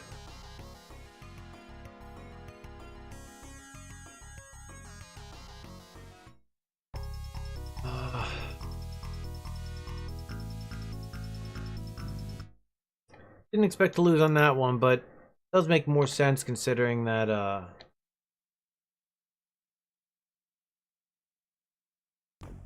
LOD is the toughest battle. But from the top.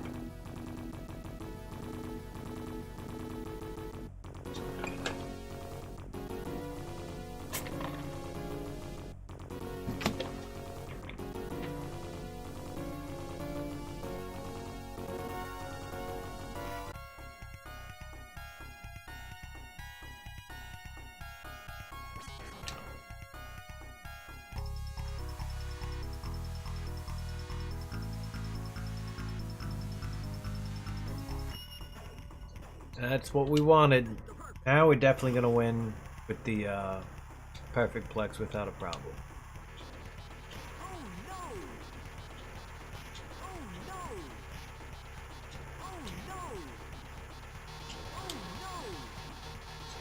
Uh-oh.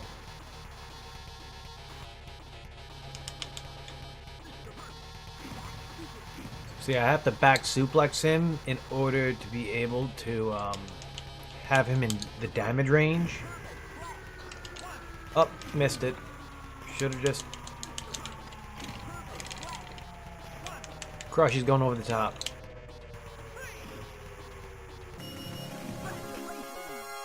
Now go for the next match.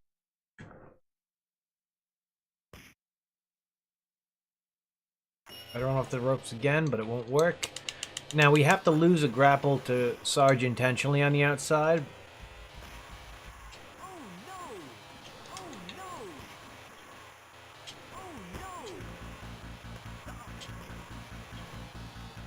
So at the end of this, I'm gonna intentionally drop it here. I'm gonna have him grab me on this side just in case he throws me.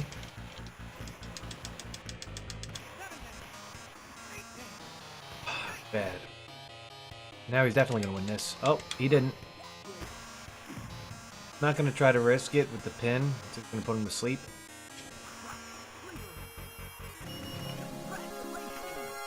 Now go for the next match.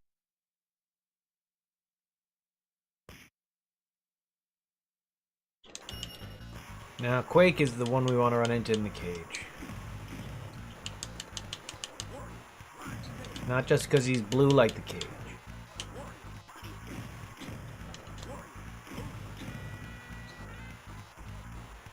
But he is the least equipped to deal with clotheslines.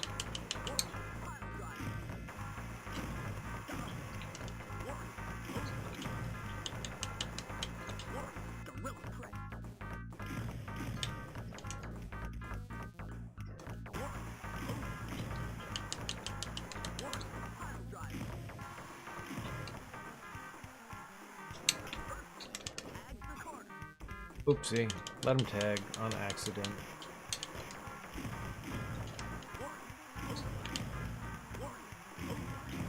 Boss Man's better equipped, but just means I have to be better with clotheslines.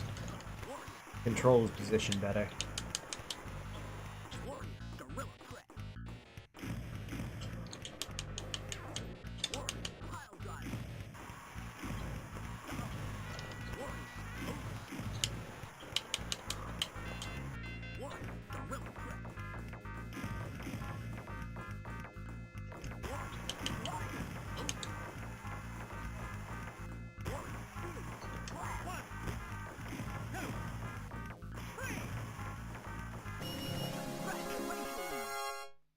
For the next match. Took a little longer, but not a problem.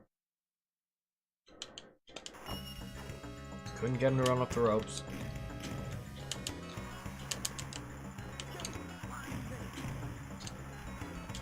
Oh, I got him to do it. Body slam me over the top. You give up the grapple on the outside here for sure.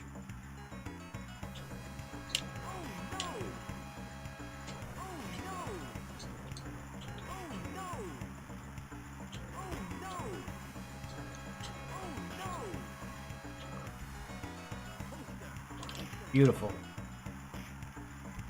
Now I should win the first one going in here. I can DDT and sleeper. Oh, he chucked me. That's this safer outcome. Can't tag.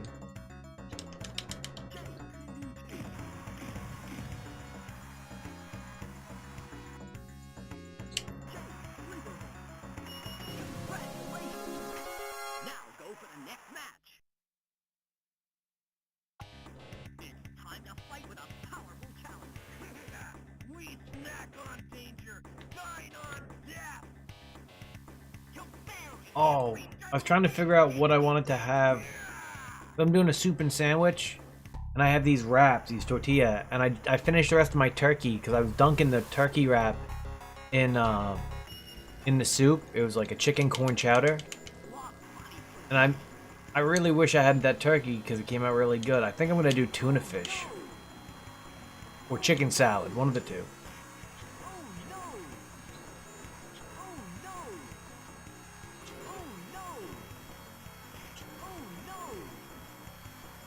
While I would like to give up a grapple on the outside, I want to get him at max damage.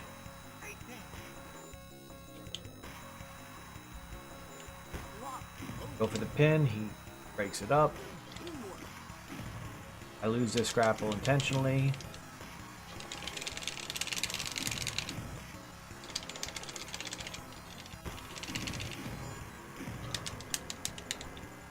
Knuckle sandwich for the win.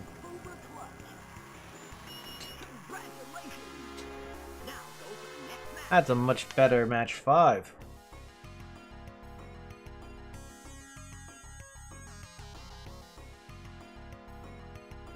Boss Man Slam is a trickier one, right?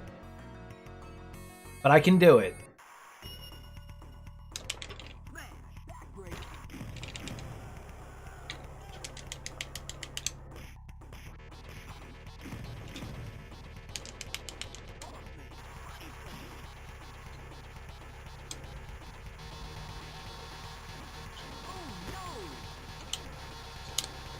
Uh-oh.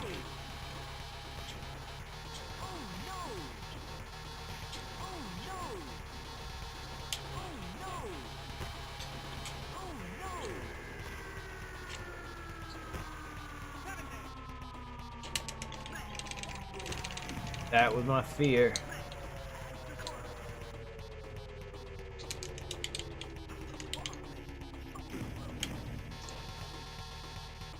I wanted to reverse the Irish Whip grapple on Smash. Crush might be too damaged here.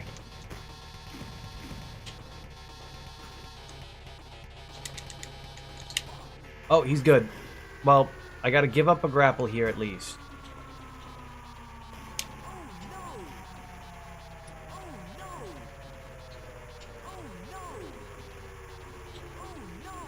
Fuck it.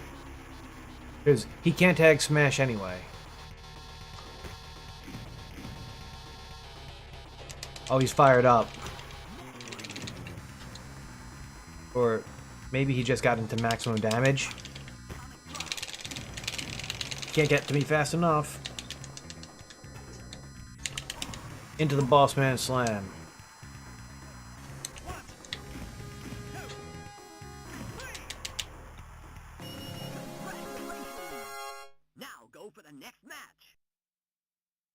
Well, this is also a difficult one to do. Because Hogan, after that fight, is low in health.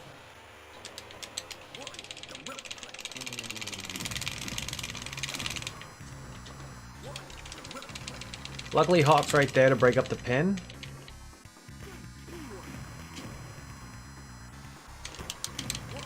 Whoa.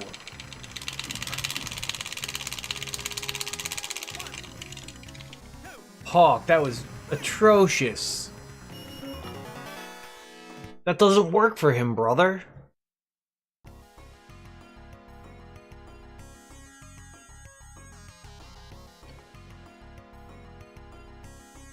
Hawk leaves Hulk in the cold.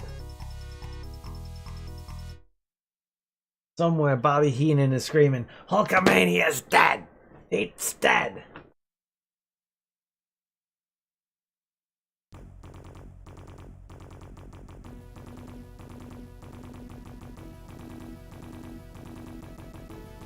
I got chips upstairs. I'm gonna go grab a bag of chips and be right back.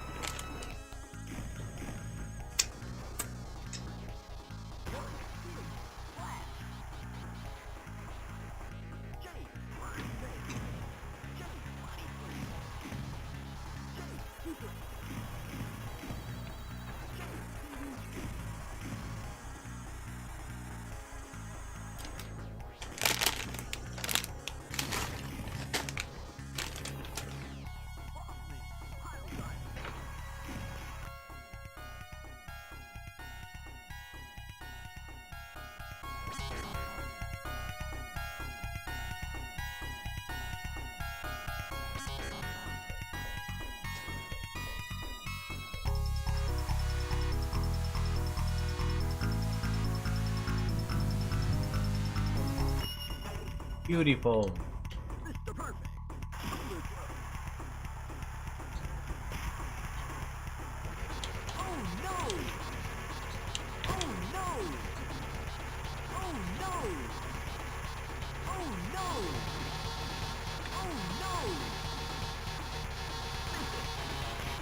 Oh, I should win this grapple.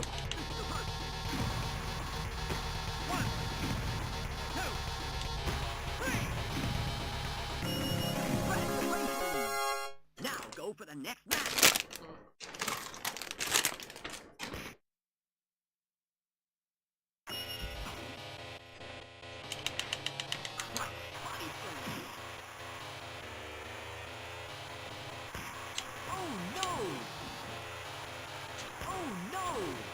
That was a very good dodge. Very good hits. Gotta give it the grapple here.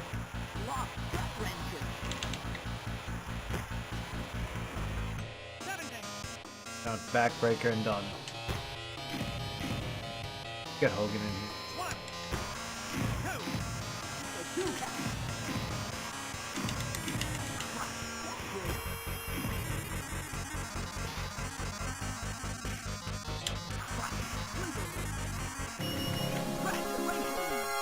Now go for the next match.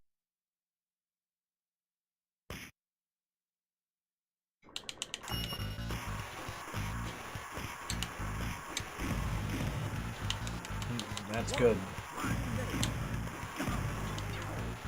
Unlike most, we kind of want to run into Ted.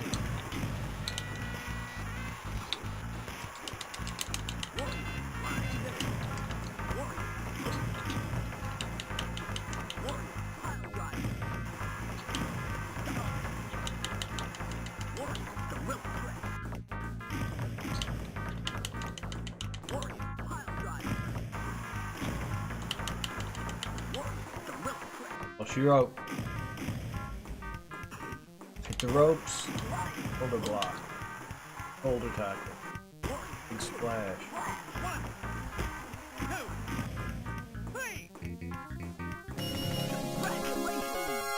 Now go for the next match.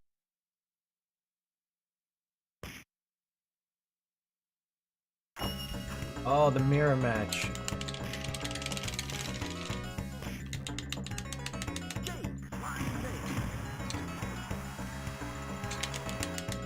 I think I might win the next grapple.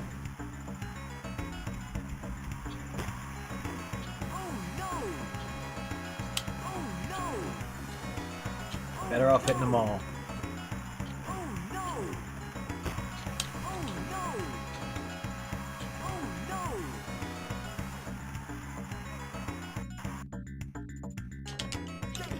Beautiful. DDT, and he's gonna disappear. The first D in DDT is disappear. The disappear DDT. Now go for the next match. It's time to fight with a powerful challenge. We snack on danger. Not on death. Or maybe it disappeared the DT.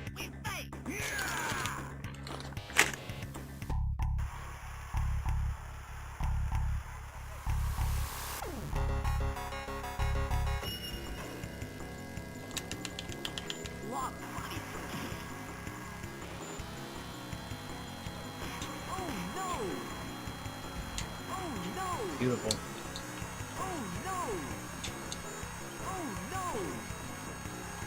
Literally could not be going better.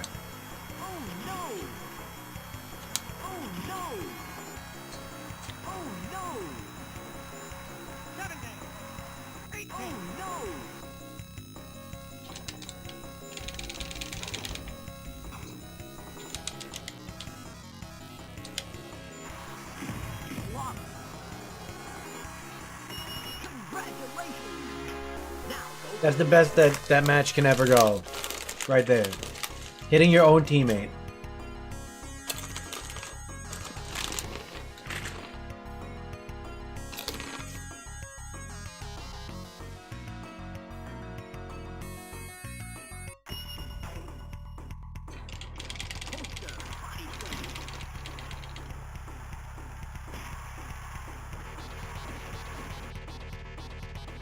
Well, that's the best if he follows us.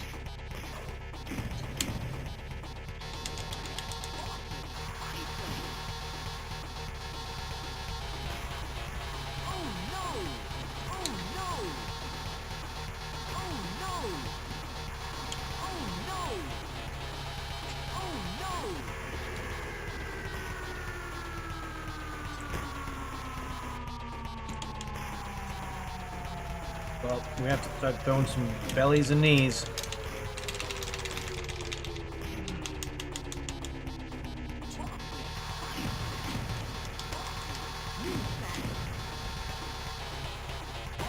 I don't like it, but...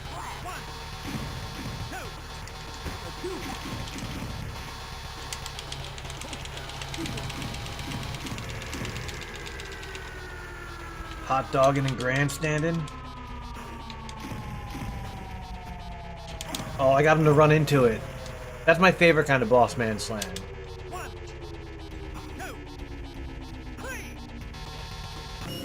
Like the boss man slam that they run into on their own, it feels so much more satisfying than the one where you throw them off the rope.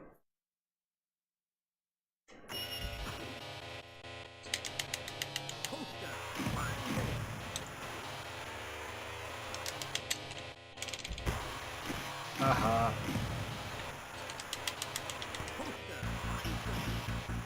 Same thing with Hogan's big boot. Uh-oh, he hit smash.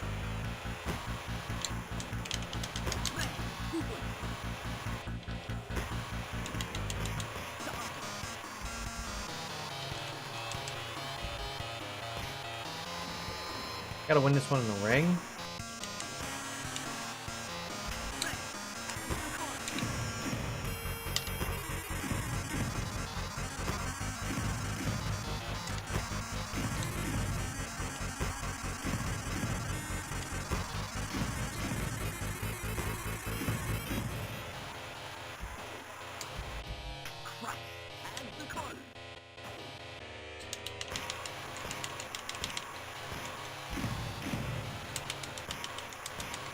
Hogan just hit him with a full John Cena offense right there.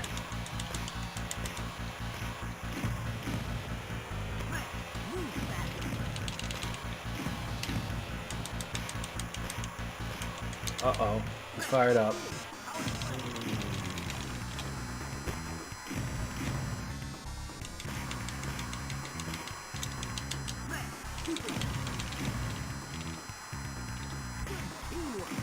Uh-oh. Hogan's fired up. And smashes? That's interesting.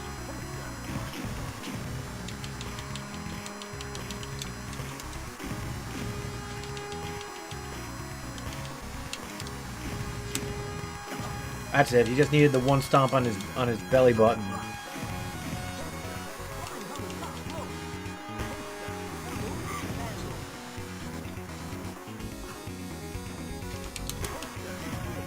It's a big boot.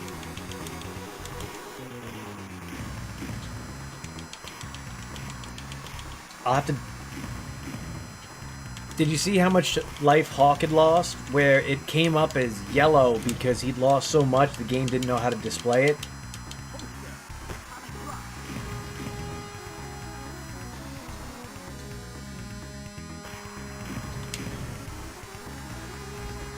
I don't think he's gonna stay down from this.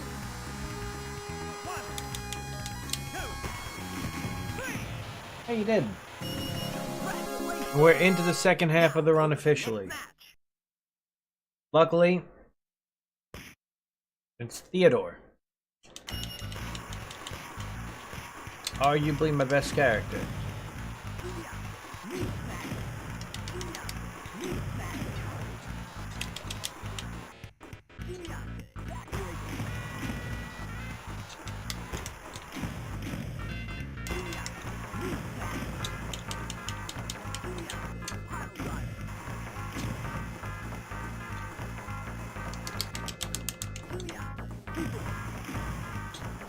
Oh, he's fired up. You can tell because he got up so quick.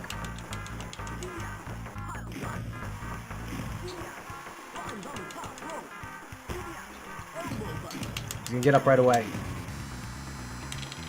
See how he slowed down? he's gonna try to pin me because I have 0 health, but I have Theodore DiBiase, Esquire.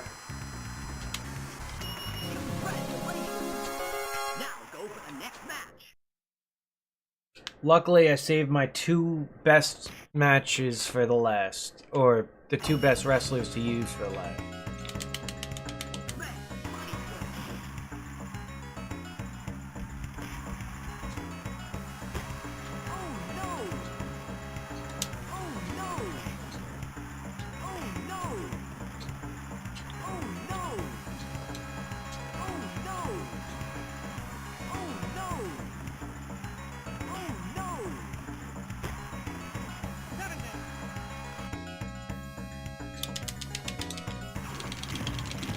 Well, I was hoping to do the tag team move, but now I gotta do the suplex.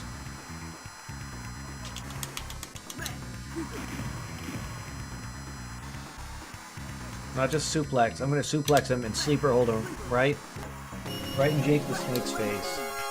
Now go for the next match. It's time to fight with a powerful challenger. We snack on danger, dine on death. To bury every gerbil-faced geek we face. Yeah!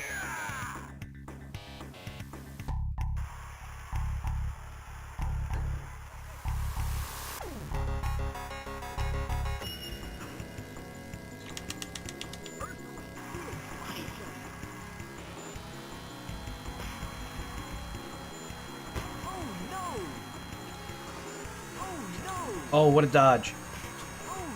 Oh, that should have been the end of that.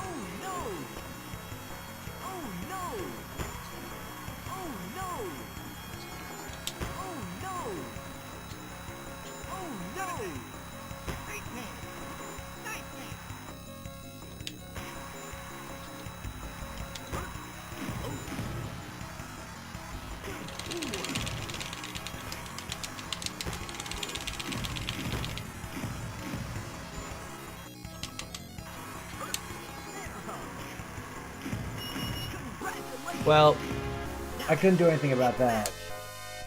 Can't help it, Hawk's a quitter. Well...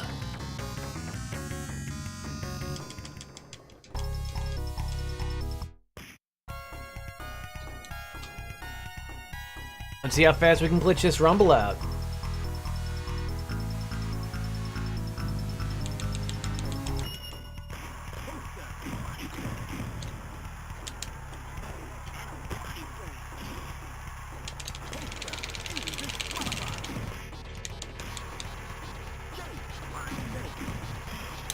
Oh, Funkadactyl.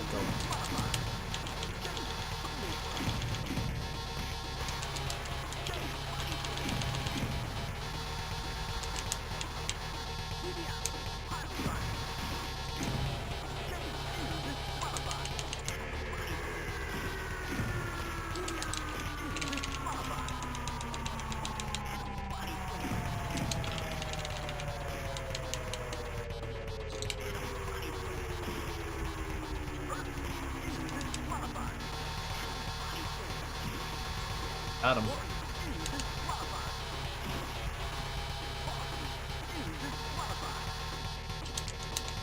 And glitched. Under 14 and a half. Pretty good.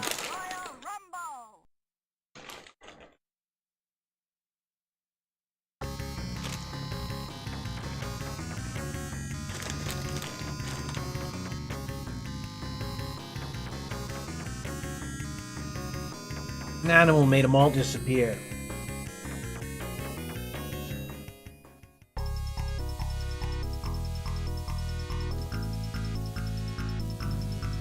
I love that in the game's memory, when it doesn't know what to do, it puts Hulk Hogan in there, and I think it beautifully encapsulates the mentality of Hulk Hogan at the time. Like, I think I'd be good for that role, brother.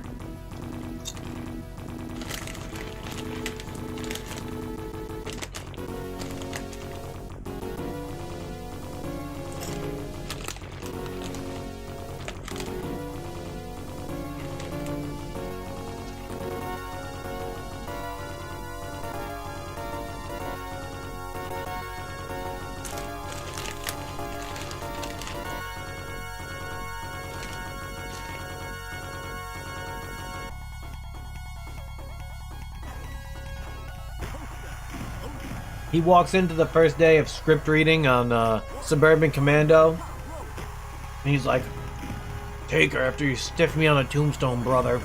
I'm gonna be the one who says Dead Man Ramsey." We snack on danger, dine on death. He's like, "But you're Ramsey." Yeah, I'm also thinking I'll be a bounty hunter.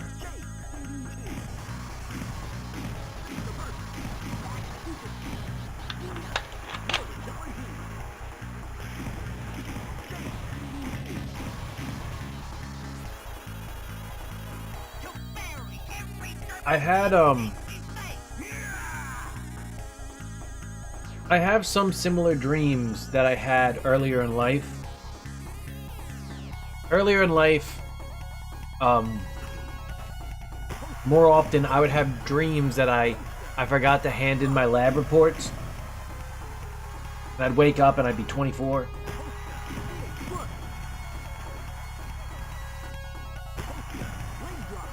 And so, at some point that changed over to, I have a dream I'm on my college campus again. And I'm going back to the dorm that I lived at when I was on college campus. And I referenced someone who was a freshman when I was like a senior.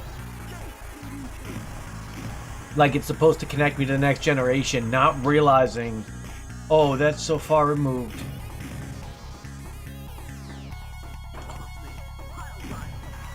It's one of the reasons why I started doing comedy, because I'm like, I have these stories, and I'm worried I'm gonna forget them.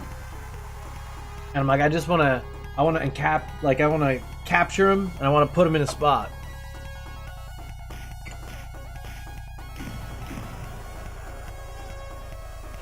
What about you, DWC?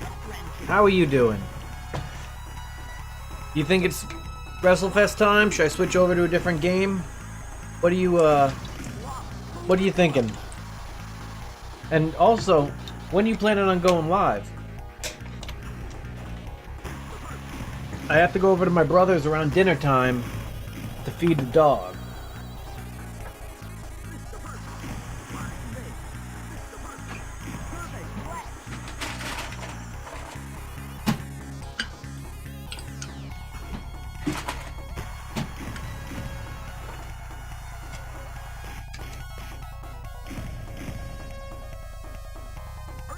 I was trying to think, because there's one reason why NBA All-Star Weekend, the Pro Bowl,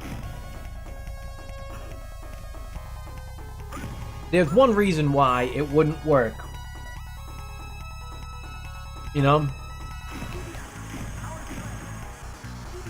It's because they can't put stakes on it that the players are going to care about.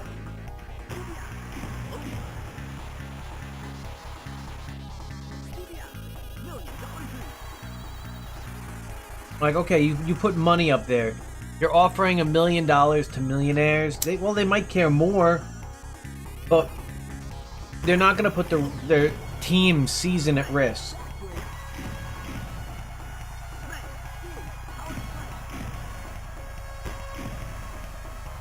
Oh, you still have... Because I've been feeling the wind. The wind... And I told... the wind has been real rough. I have to go out with the German Shepherd because he won't do his business without a frisbee in his mouth. He's just like that. And so I have to go out there and I have to throw the frisbee and he has to not bring it back and then he's ready to go. And so I've been out there and it's just been too terrible wind to actually throw the frisbee. But man, stuff has been blowing all over the place.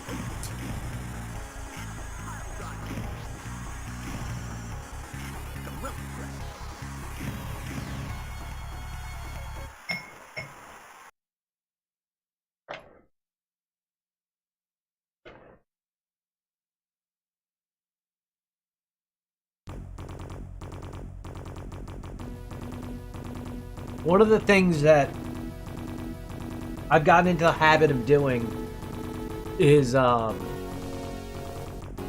when I see something that is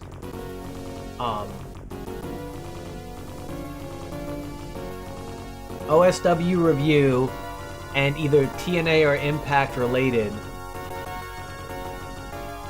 I make sure I put it to the side and I save it. Just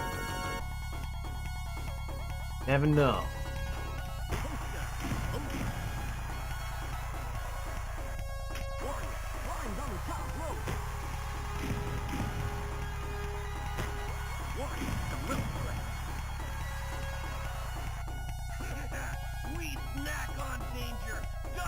Why is this so...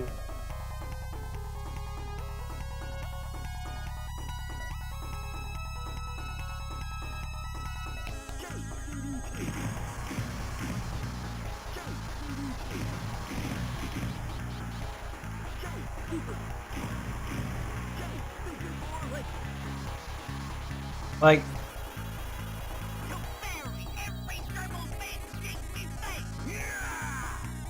Yeah.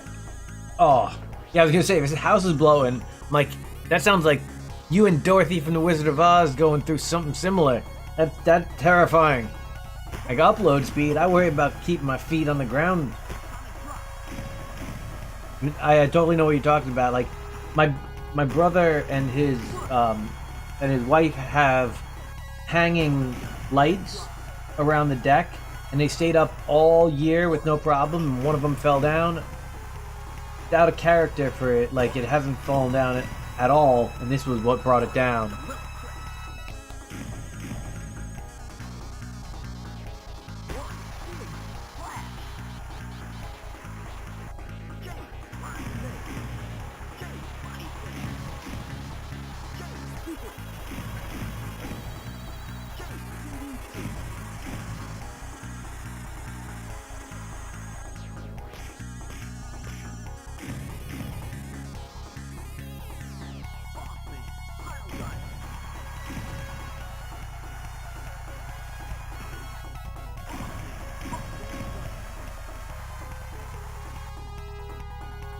So I just did it. I failed once. I failed twice. And I succeeded once. I want to feel confident enough to consistently do it. And I want to nail all the finishers, but the important thing is to finish the match. Sometimes I got to keep that in mind.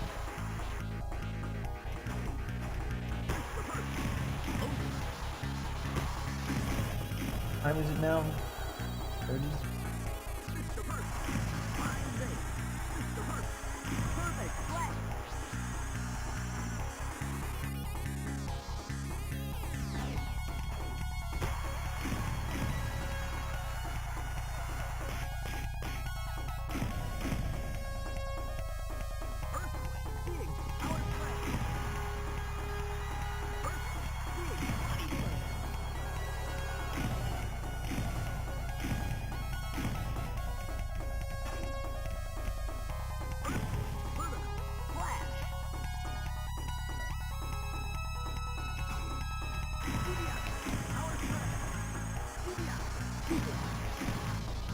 Oh, wonderful! That's nice!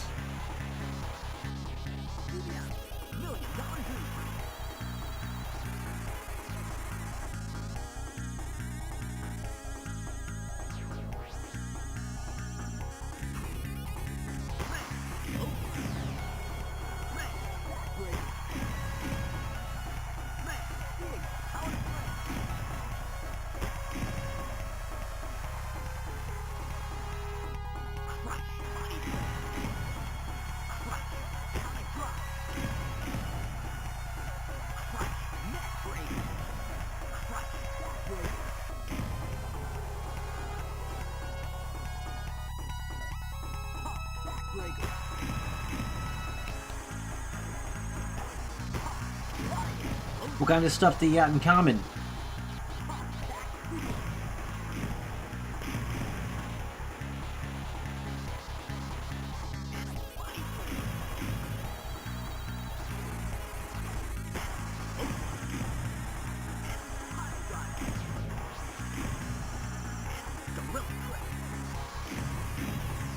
I got a plan here. I'm gonna do 2 more runs of this. I'm gonna try to get to 3 and 2. I'm gonna try to win 3 in a row here. Well, the next 2 in a row. And then I feel like giving the turtles a shot, possibly. Mr. Perfect strategy has evolved. Running off the ropes, like buffer the input. It's the best shot you got. No, you gotta throw him off the ropes. Let's throw him off the ropes again. Have to throw him off the ropes a 3rd time. Luckily, he's the fastest in the game. Now I have to give up a grapple on the outside to make sure that the grapple count is good.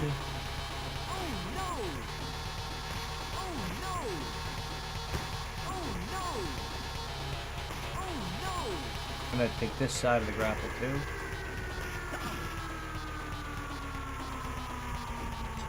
Now it's good.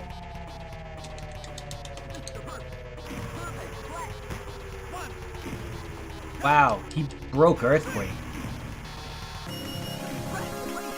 Earthquake was in critical there. That's tough to do.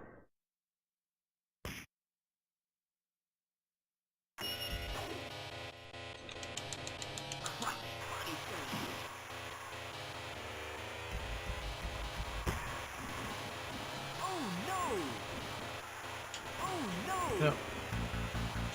I've mentioned that I do improv, and I love improv.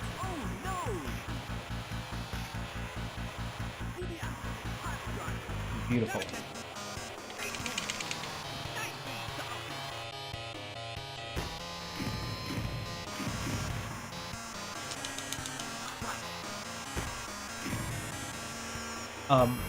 I love improv, and I'm trying to figure out what I want to do,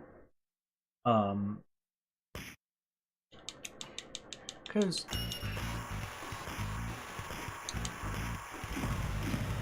I feel like there's a lot that I'm right about in comedy, and not as like a rule that this is what's funny or anything like that, just an approach to how behavior is, like how it's perceived and how an idea can be connected. And it's like a problem-solving thing. And I think it's because I spent my time in office doing business analyst work, where like the whole thing is problem-solving. And so I've been doing business analyst work in other fields. I just consider it like problem-solving. And I wanted to collaborate and work on writing with others, but I get excited about ideas and I just keep on writing. And I think people get a bit intimidated by how much I'm doing. And I tend to lose a little bit of the energy there. But I want to help people problem solve in what they're doing in comedy, or how to approach things from a way that maybe they're not considering what's best for the joke versus what's best for their particular comedy sensibilities. Like, if I told you that I did a set where I did an impression of Sato from Karate Kid and Humpty Hump from Digital Underground especially, there's a chance that the description of the events is it was problematic, it was cancelable offense type thing. But I think that a lot of the times people don't think about the energy of what they're doing. Like, impressions that are done with malice intent are just they just read differently.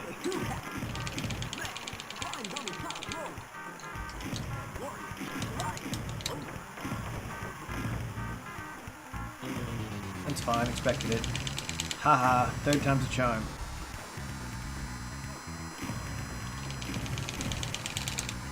Fourth time's a charm.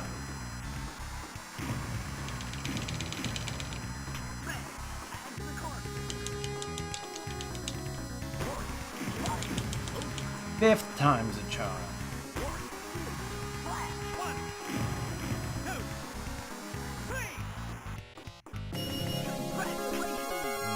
Now go for the next match.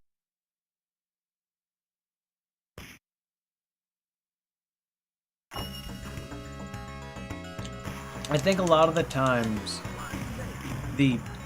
what I'll call pipeline of comedic energy goes, I like this impression, I want to do it. Someone gets mad, I can either work around it or just be like, you know what, this is who I am, and I'm going to keep on doing what I did, and I'm going to keep doing it. And the people who want to keep doing it, I don't feel like they grow in the same way as people who understand it. The famous quote from Anthony Jeselnik,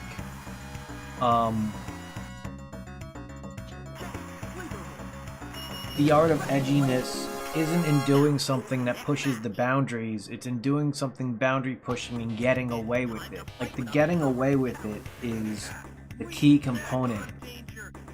And the example I use is, well, when you're a kid and you say something funny in class and you get the teacher to laugh, sometimes it gets you out of trouble.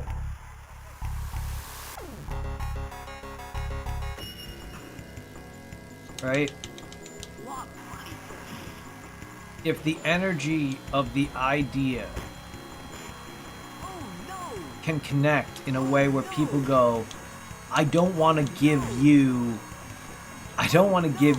a pass for whatever it is that you did that I don't like, but I have to respect that you found a way to do it. I think George Carlin gets that. And when growing up, the George Carlin, I call it like the Elephant Show, because you remember with Sharon Lois and Bram's Elephant Show, there was a certain look to the whole set. You know, it had its own like really unique kind of color palette that the only thing I can call it is late 70s into early 80s. It's like this maroon, dark blue. It looks velvety, you know? So I thought of George Carlin as a guy who performs on the Velvet like circle. It's the comedy special that you're probably thinking of when you're thinking of George Carlin in the 70s performing on a circle stage. And his thing was he was saying things he couldn't say, and they were literally, you know, words, but he did it in a way that was artistic. He made it into a song. And George Carlin's career is real interesting because when George Carlin started out, he was a straight-laced, by-the-books comedian. Everyone, like, he didn't ruffle feathers at all. And it took him going to the 70s. People felt like he was a joke with the way that he approached comedy, like his style.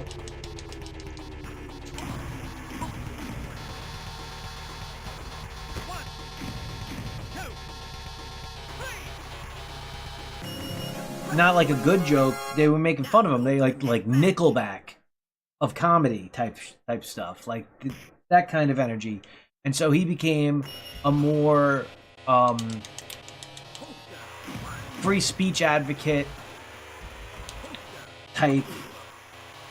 Yeah, he became the guy who wound up hosting SNL in like '77 as this, you know, what's he gonna do, edge of the line comedian.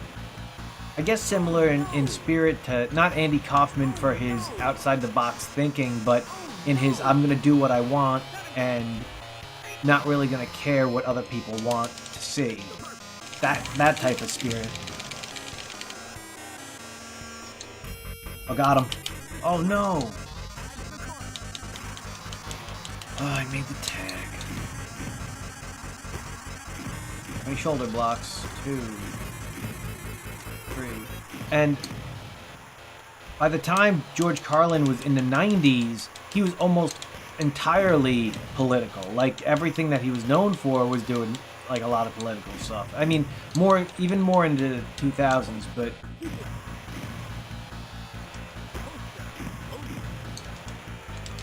And if the guy he was in the 60s saw him then, like, oh, what would he have thought? He was good enough to understand the principles of comedy to know how to evolve.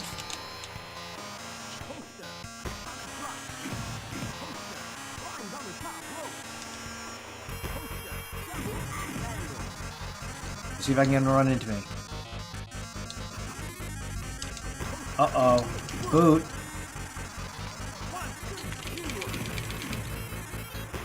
Oh no.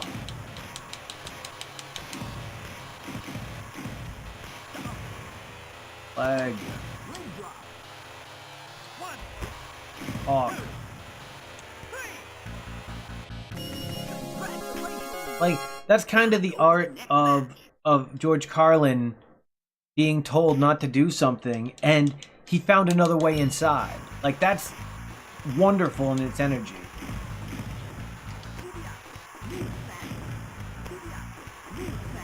He wasn't being, he didn't take the fact that people didn't like what he was doing as a way to stop him from doing what he wanted to. He took it as a way to solve a problem. Okay, well,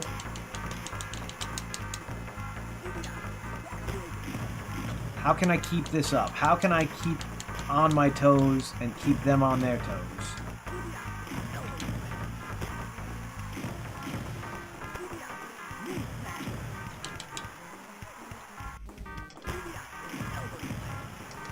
In a lot of ways, Dave Chappelle's like "Killing Me Softly." It's one of my favorite comedy specials.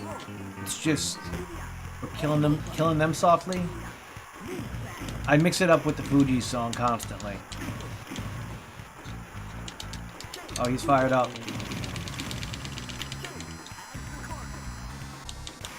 But he became, and he's evolving now, but even if I don't agree with how he's evolving,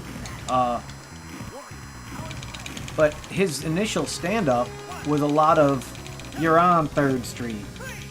Like, it was a lot of stoner comedy type stuff. And at some point, he did his sketch comedy stuff with the Chappelle Show. In some ways, that's changing gears. But he definitely changed gears again when he went to more political stuff, similar to Carlin in a lot of ways. And he's a very smart guy.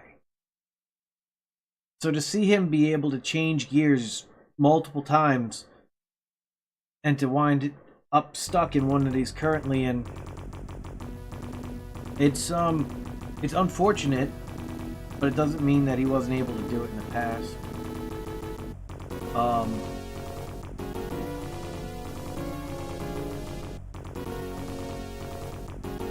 Like, if you really try to think of a comedian who has a run where their apex, like them being at the top, is longer than like 3 or 4 years. A few years ago, Kevin Hart was like a stadium selling comedian, or you have Bert Kreischer, and there's like this cyclical nature.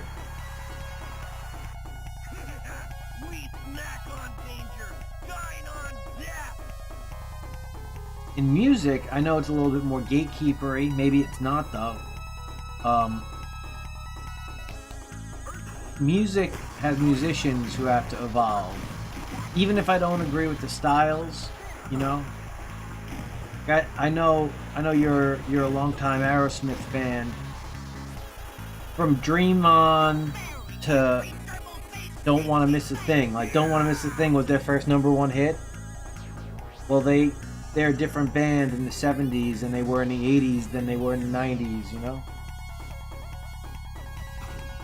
And the Rolling Stones, I don't feel like the Rolling Stones ever evolved.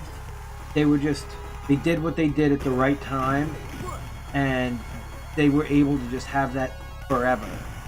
But a band like Rush, that's doing these tricky things, I feel like Rush was able to do so many diverse things. I like doing diverse things. And so in terms of a comedy workshop, what I'd want to do is I'd want people to come with an idea that they want to work on. And I'd want to help map out what the idea is.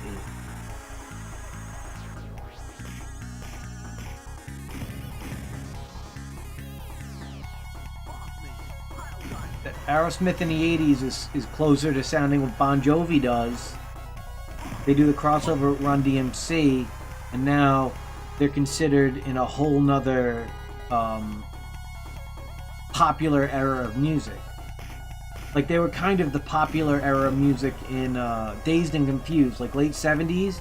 They were the cool band, and you only get 5 years, but then, oh, they get to be the cool band again in the late 80s, even into the 90s. They were winning MTV Video Music Awards in the early 90s for Living on the Edge and whatnot.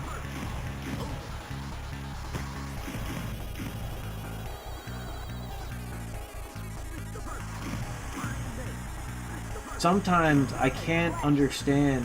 I mean, I guess if you're good at something and you can specialize and you do it, that's wonderful. But I just think of all these weird ideas, and I'm like, you know, I've never seen it before. And a lot of the times when I see stand-up comedy, they're telling stories out of their life that are relatable. But the stories that they're telling are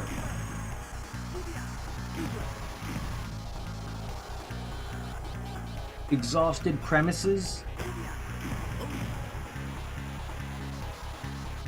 There's a girl who does a joke and it gets over with a lot of crowds. Good joke, it lands. And she goes, it's something like sex. She's like, they say that this bodily fluid makes you younger. So while my body is 38, my lower back is 18.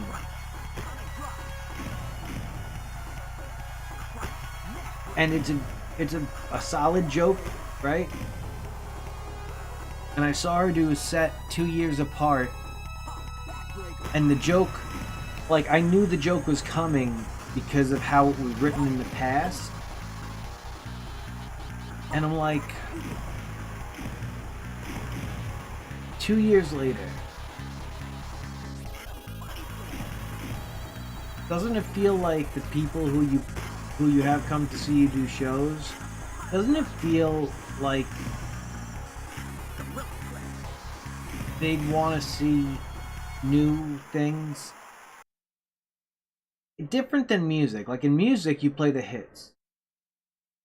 And if you get it to be big, and you get big hits, and the fans who come to see you all want to hear the hits, you know?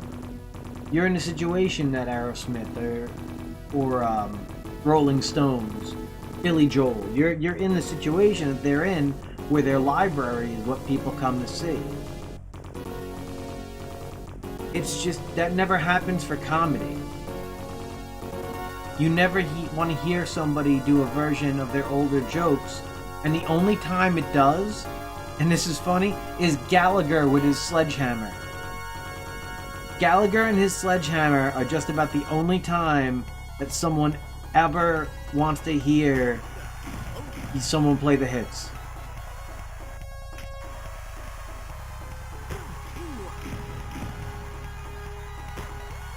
Penn and Teller. Penn and Teller can't do the same tricks.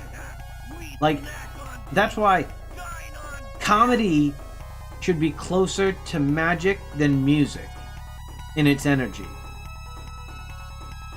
That's the best way I could... That is fucking perfect. Comedy should be closer to magic than music in its energy. Because if you're out there to play the hits in comedy, then you're playing to an audience that already, one, knows you, and two, likes you. And I get making them happy.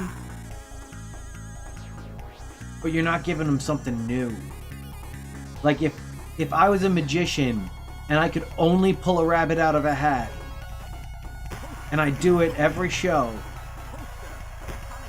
eventually you're gonna say, hey, any chance you could pull a different animal out of the hat? No, that's just the animal I pull out of my hat.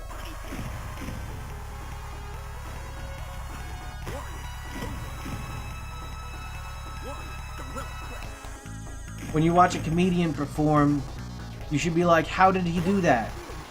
Just like you would a magician. Like, how could he say those words?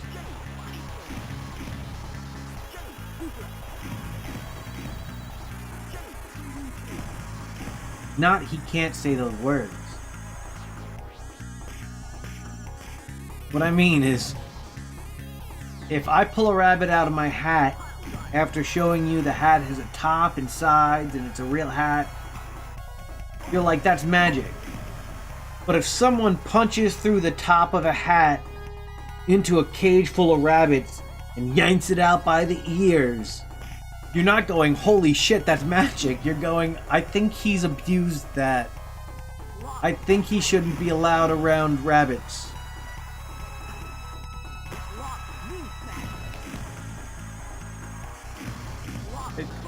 That's just, I don't know. It doesn't seem like it's crazy to be like, okay, we're not impressed that the magician held a rabbit in its hands. We're impressed that it got from seemingly nowhere into the hat.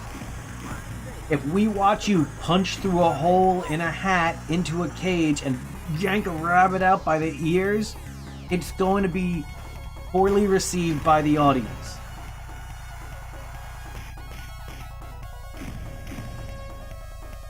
But then there's people who are just going, it's still magic. You still don't know how I did it? I'm like, no, I know exactly how you did it. You went right through the direct path. No one's confused about what happened.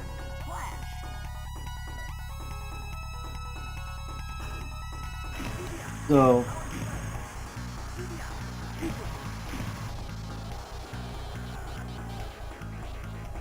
evolution is part of the Big Boss Man set. Like, when you tell anyone that the Big Boss Man was in a tag team called the Twin Towers, their instinct is to think that the WWF was insensitive. Not that it happened before 9/11.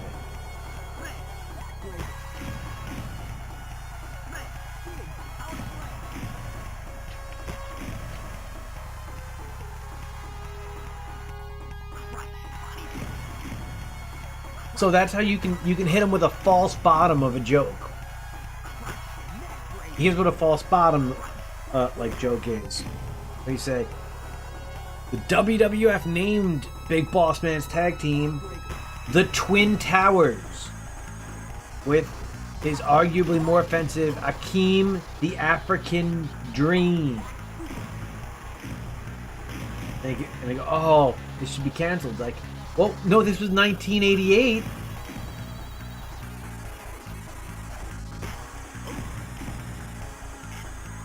Like, they expect to be angry and then go, oh, I can't be angry anymore. It's a relief in some ways. Like, I think sometimes comedians look at it like like the seaweed in the level 2 of Teenage Mutant Ninja Turtles, that they're gonna get cut up if they touch it and they're gonna lose health. They say, oh, people who don't like what I do, they're getting in the way of the show. Well,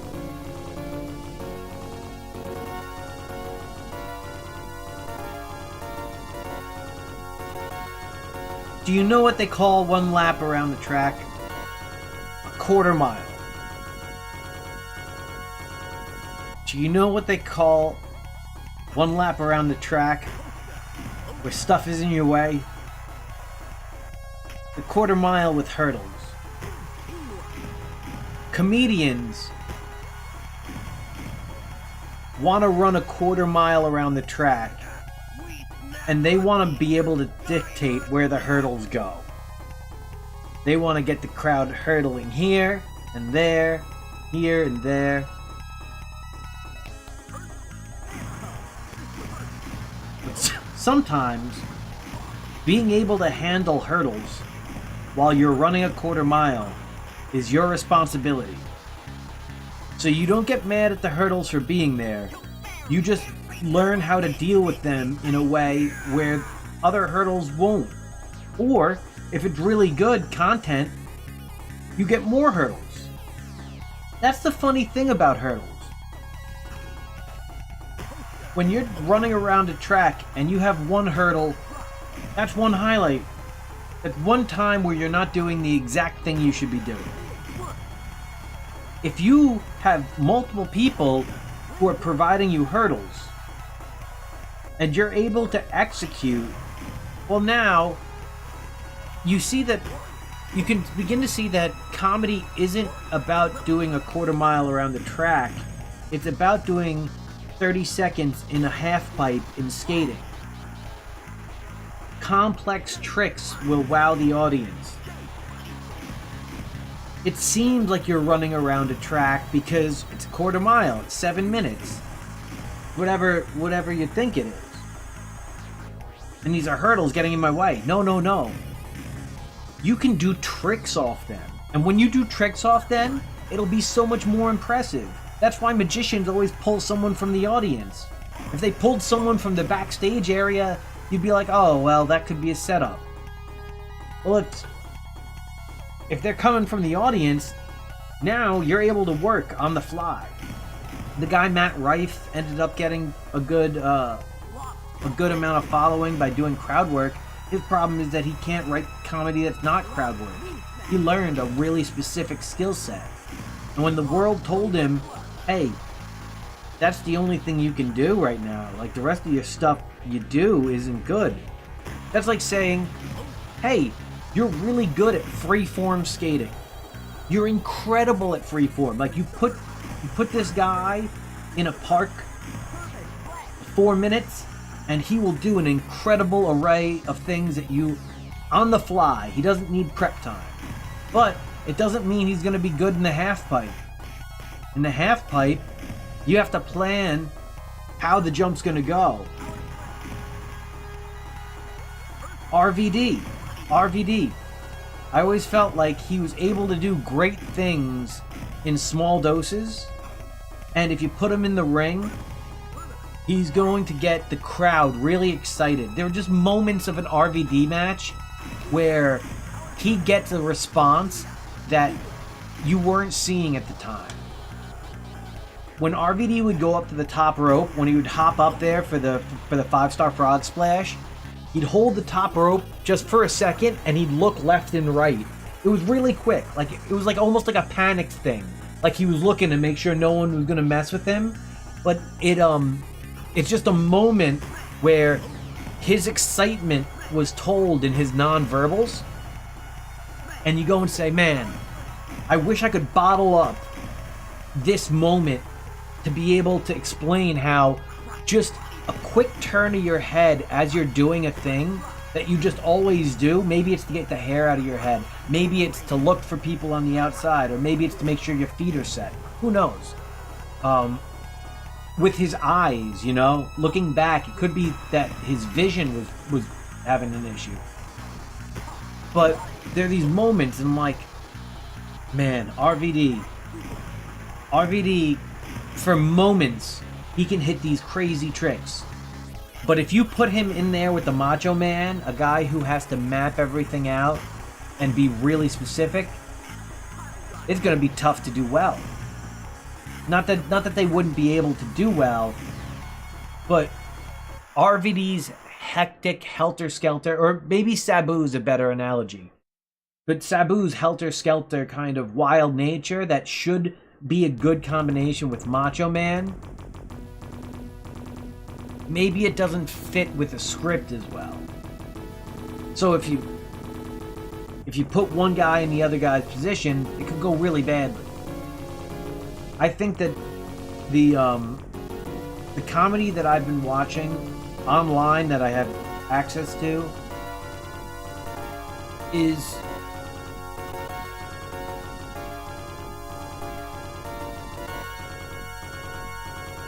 it's draining of energy. It's draining of energy. Where the comedy is intended to bring the energy down, almost. Almost like self-deprecating in a lot of its energy. Look around. Exactly. That's it. That is exactly. He'd do the wide eye open and then he'd look to the left and right. He'd do the really quick turns. Or even, in a similar fashion, Robert Patrick, when he would do the slow turn with his head as the Terminator, there's energy to the non-verbals that you wish you could bottle up. And so, with these guys who are great at crowd work or interactions, you want to bottle it up, and you want to be like, oh man, if we could get an hour of that, how would it sound? And honestly, it doesn't sound great. In similar to wrestling, it sounds a little like the generic thing you hear about independent wrestling shows where everyone kicks out of 17 finishers and they do 33 Canadian destroyers. It's like watching that. Being able to execute it is a challenge. But knowing how much to execute before you have to do something else is a different kind of challenge. And when I was putting together my comedy set for what I wanted to record, I was arranging stuff around. And so a lot of the stuff that you see is stuff that I wanted to put in there. But I'm like, I don't even know how I'd fit it. Like, my themes are consistent.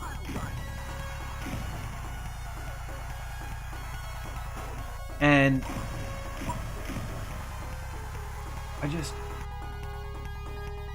I love hearing my friends' music because I get to know it better and I get to hear things and I go and say, oh, this is what I would do. Maybe one day I'll get to perform it with them. Like, just knowing the words makes me happy, or just knowing the feel of it or how it's going to change, I like a lot. And that's the music, the collaborative effort of music. Comedy, it's just you solo up there. Like, I understand more now why Carrot Top uses props and things like that. Because there's no worse feeling than feeling like the audience not even doesn't like you, that they'd be happier if your time was over. Like the feeling in the audience where they would prefer if the set was over. And I felt that a lot doing music, especially when I was out at bars and I was doing these late shows at 12 and 1 in the morning, and like people just wanted to go home. I hated that feeling.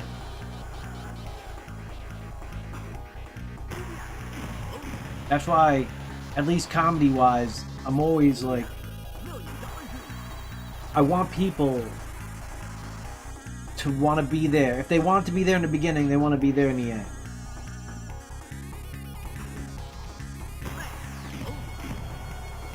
I don't know how to sell myself to anyone. I have so much material. I don't know how to put highlights together that are applicable. I don't know how to do any of that I try to cut it up, but at the same time, I think so much of my material is usable. Even if it's not great usable. I'm like, well, these platforms, they want you to release a thing every day, and they want you to release it at a certain time, and they want you to have the right hashtags, and they want you to have the right title, and you have to bleep out certain words, and you have to bleep out certain subtitles, and if you don't, you just get shadow cut. Like, I'll release a thing, I'll have almost like 1,000 views. Then I'll release the next thing the next day, and I'll have 1 view. And then I'll get a notification 2 days later that said, oh, the audio has been turned off on your video. Like, could have used that 2 days ago. I mean, it helps me figure out what I need to edit for like long form releases, but not a help.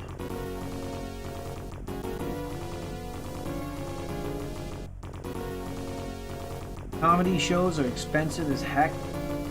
You gotta pay $20 or $25 for a ticket, possibly. You go there, there's a 2-drink minimum. You get 2 of your friends to go out. Oh, you come see me do comedy. Oh, how much does it cost you? $100 for 8 minutes?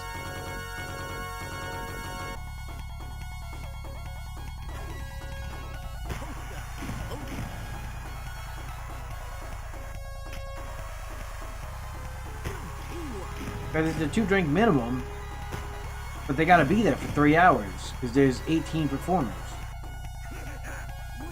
That's why, similar to how I have to fix the broken things that we've never really acknowledged in wrestling, like the triple threat match. In comedy, the thing I need to fix that's broken is how comedy sets are assembled. Like, and I just mean comedy lineups. Like, the format of having 9 people back to back to back to do the same kind of comedy is so stale.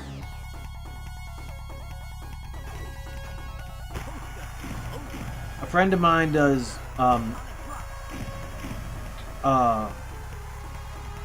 murder mystery dinners.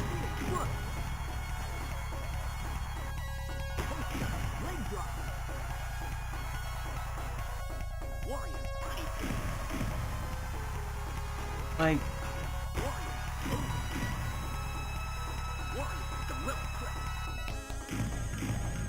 murder mystery dinners interest me because I love the movie Clue. I think when you think of murder mystery dinners, you think of Clue, right? Like when I said murder mystery dinners, there's a ton of things, and you probably understand the stage practice.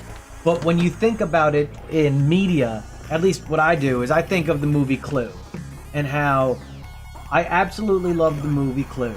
And then I found out everybody at the time hated the movie Clue. And I was like, how? How do you hate Clue? I love the board game Clue. I like the movie Clue maybe more.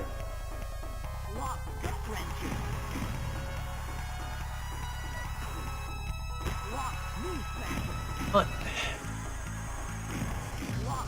there's an energy in how things are filmed where you can see people having fun. Like Caddyshack, I know it was a tense set, but you can tell that the people are just having a ball as they're doing certain stuff. Like Rodney Dangerfield was over the top, but he was having fun.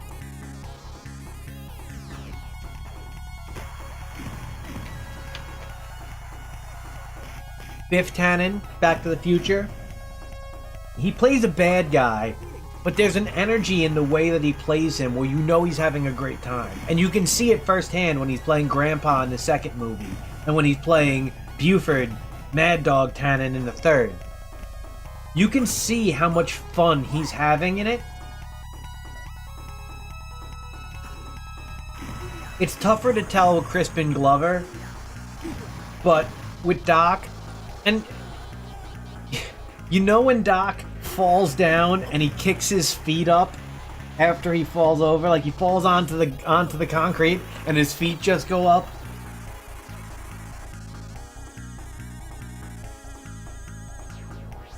Like there are these really good moments where you can tell that the people making the movies are having fun. Very rarely do I feel like people are having organic fun in modern movies. To the point where Deadpool and Wolverine, they're not having organic fun. They're having the most forced fun in the history of the universe, and people are like, thank God someone's having fun. Like, I really want you to think, when I say fun movie, and I don't mean like action, like a fun movie. What's the last fun movie you can think of? And I'm not gonna say, like, honorable mention to the first Shazam movie, because the first Shazam movie was a lot of fun.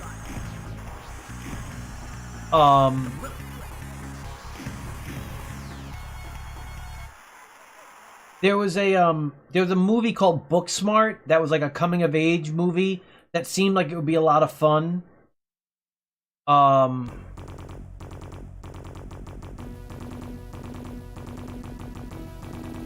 The reason I bring it up is because whenever they try to do something fun, it comes off as inauthentic.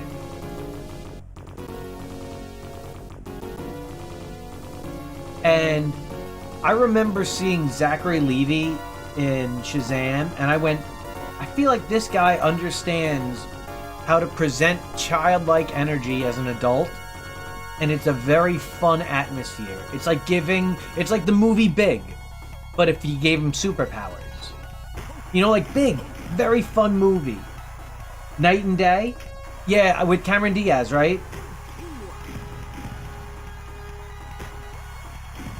And I'm gonna guess, was that like 2014? I feel like that was in the last decade, at least. Like the second half of the last decade, maybe? Like 2016 or 17? But it's always like they put, they tried to do it with Thor Ragnarok. I understand, like, Thor Ragnarok had funny moments, but it wasn't a fun movie. It had a fun soundtrack. It had fun things in it, but it wasn't a fun movie.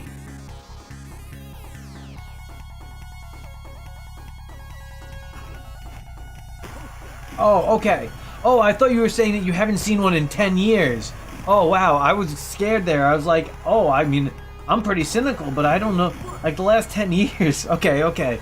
That makes me feel better. I got worried.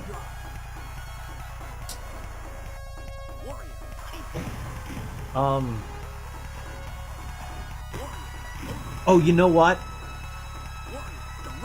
It's an animated one, but my nieces absolutely loved Encanto. It was a lot of fun. And Descendants 2: Rise of Red. That's a very fun movie. And it's awesome to have fun movies that are pointed toward kids. But adult fun movies, and not that Old School or Wedding Crashers or Bachelor Party are replicatable. But even The Hangover happened, you know? I don't happen to like the Hangover series, and I think it's hurt a lot by the second and third. But I didn't enjoy it as much. However, I watched Zach Galifianakis' comedy when he plays piano, and I thought it was better than any movie I've seen him in. Are you? I think it was like at the Green Fern. Have you ever seen the Zach Galifianakis comedy special where he plays piano? It is beautifully dynamic, and he's on screen for like 45 minutes, and you never get tired of it. he's doing a bunch of different things, and he's playing a character, but it's in that Andy Kaufman spirit of blurring the edge of reality. Oh, let me tell you, it's usually, in my experience, it's been available on Tubi for free, but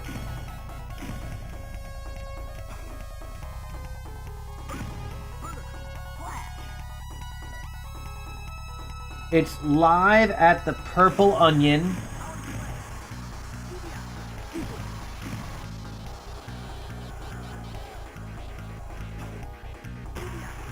I think it might currently be on Netflix, but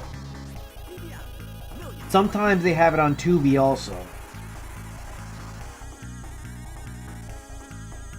Oh, it's on Prime Video for free. Yeah, it's on Prime Video and it's on Netflix. Live at the Purple Onion. What he did is, in order, I'm gonna stop the music real quick. He recorded one performance and he sewed into it these sketches that make it feel like Napoleon Dynamite style sketches that happen on the road, and he uses them to bridge the edits in his live comedy.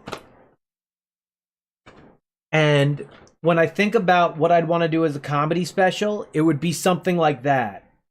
There's an area by me called the Paramount in Huntington, and underneath they have something called the Founders Club. And the Founders Club has a grand piano, and I play piano.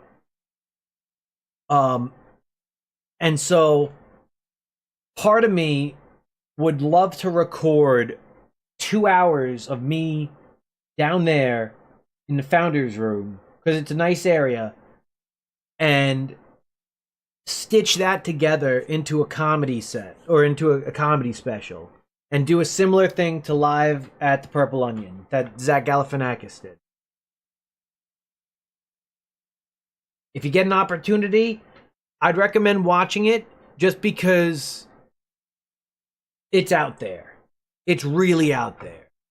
And I don't know anyone else who's doing stuff like that. And I know it was from almost now 20 years ago, but it's the reason why Zach Galifianakis got into like The Hangover and other things, I think, because it's really beautiful stuff. And he plays a drunk. I think a lot of the time, like when we think of our favorite drunk characters, they're not modern drunk characters. Like the closest one we got is probably Billy Bob Thornton in Bad Santa. But Arthur, for me, Dudley Moore's Arthur is one of the best characters in comedy history. And it's a character who people don't want to touch now, because they're scared of how people treat drunk characters. In The Hangover, Zach Galifianakis, for intents and purposes, he's the impaired character, the drunk character. The challenge isn't in how society changes, it's in how you amend your style to include concepts that were funny in a modern environment where the inspiration for your character could never exist. You know? Animal House is the one I use all the time. Like, Animal House, one of the main gags that they use is one of the college guys finds out that he's sleeping with a girl who's underage. Like, that's one of the big gags of the movie. It's wild to think about now.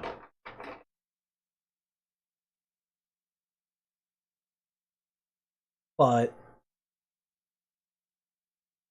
like, the energy of that joke is not in the fact that she is underage. The energy in that joke is not in the fact that he's over 18. The energy in that joke is that they've just had sex and she reveals something to him that makes him go, uh-oh. You know, it could be anything. It just, in that moment in time, that's what they chose. And you go and say, well, why'd they choose it? Because they wanted to tie it in to the mayor plot that they have later on in the story. And you can see how they're sewn together kind of haphazardly, because it's unnecessary. Like, the fact has no purpose in the movie other than for you to go after they have sex. So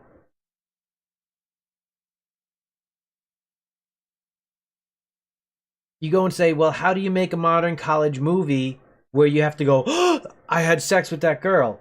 Oh, you do it like they did in Old School, where the guy has sex with what's his name's daughter and finds out she's a senior in high school.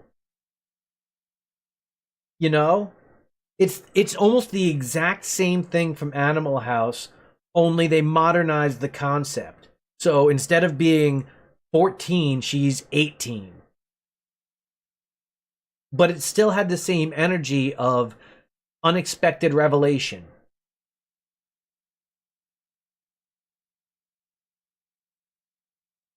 I think that's why I want to do the workshop, because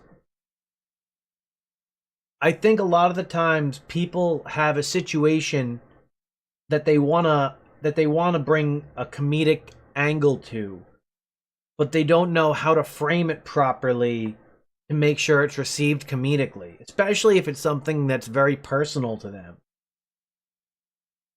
Like,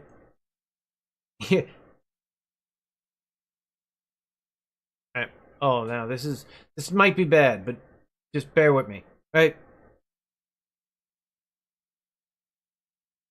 So if you open up a joke with punched a girl in the face during sex once, right? You immediately set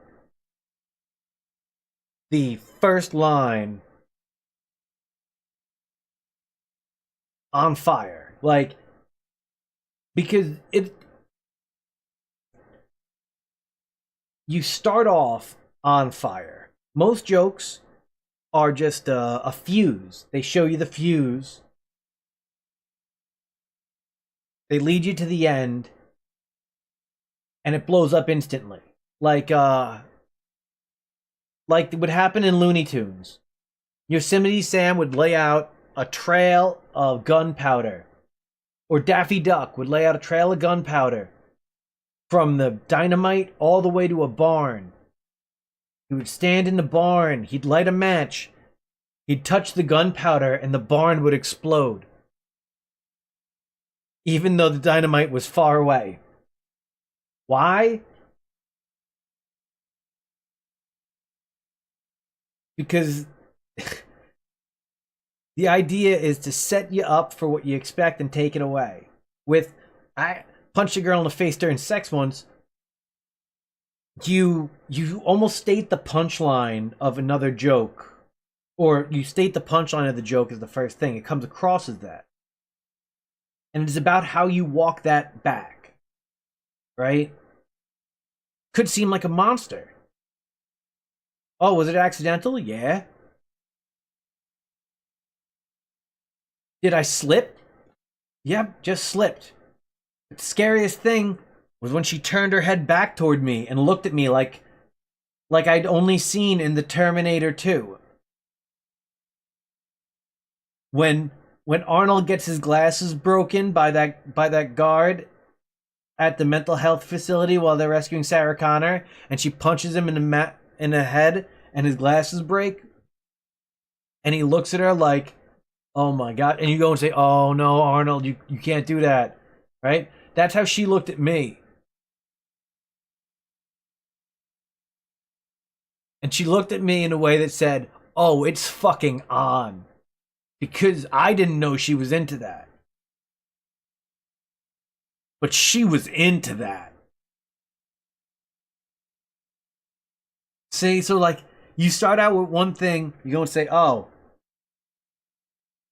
punched in the face. Where's it going? Okay, there's a dip explanation, and then at the end, turn the corner. Is it a good joke? No. Haven't mapped it out.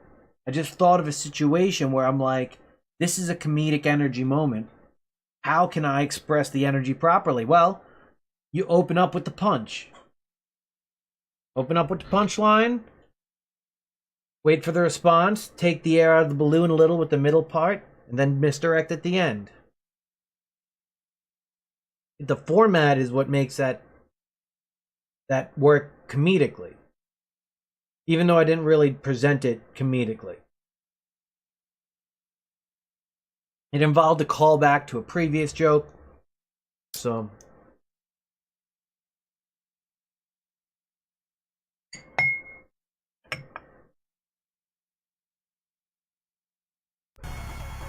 But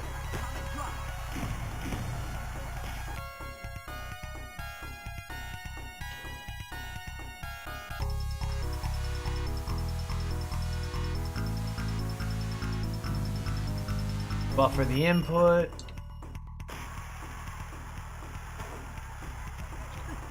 Mr. Perfect, so fast. That's the side of the ring you want to be on in general.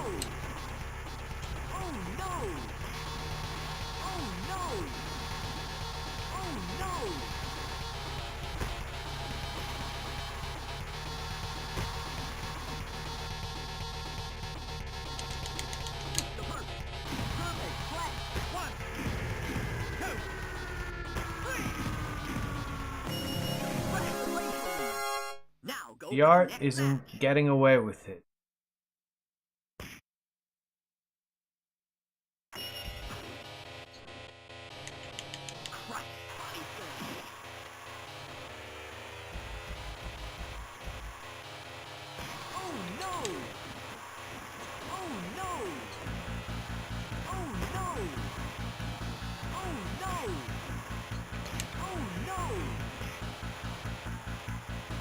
Yep, that's fine.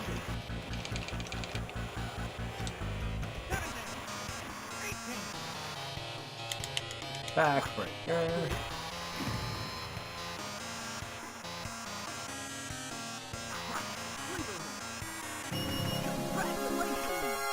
Now go for the next match.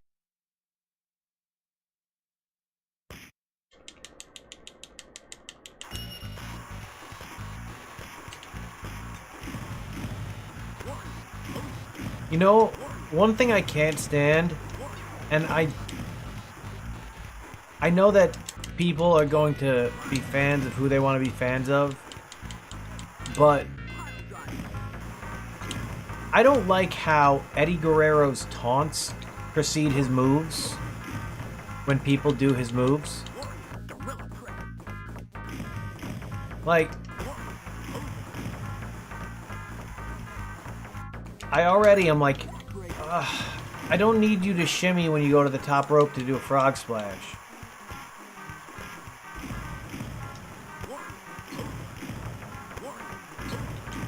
I understand that, like, the Three Amigos is its own, like, leg movement unto itself. So, like, it's the kicking of the legs, but you also don't have to do the kicking of the legs. Like, you don't have to.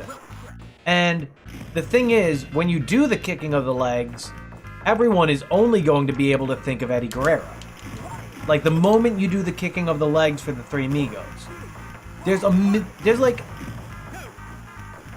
more than you'd think. Right? So, if you do a suplex, one of the reasons why you do the kick of the legs is so you can maintain momentum with your opponent so that you both turn over simultaneously. I understand the energy of it, that's fine. But if you want to do multiple suplexes or suplex ideas in a row, you could roll through the suplex.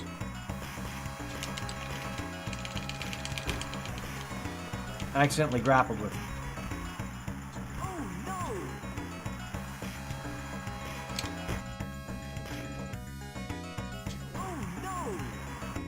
Gonna be close.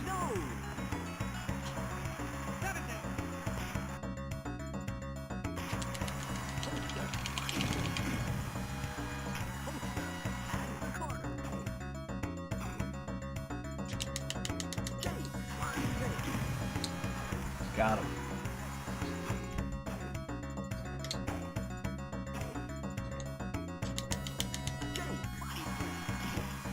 So, what I mean with roll through is, have you ever seen them do the small package roll up off the top rope Falcon Arrow? Seth Rollins does it, where they hit a top rope superplex, and then they hook the legs. And you know exactly what I'm talking about.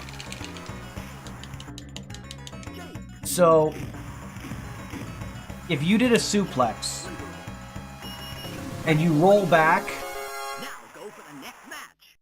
over the top of it, like similar to how the jackhammer works, Bill Goldberg, and I'll use his full name because Bret Hart does.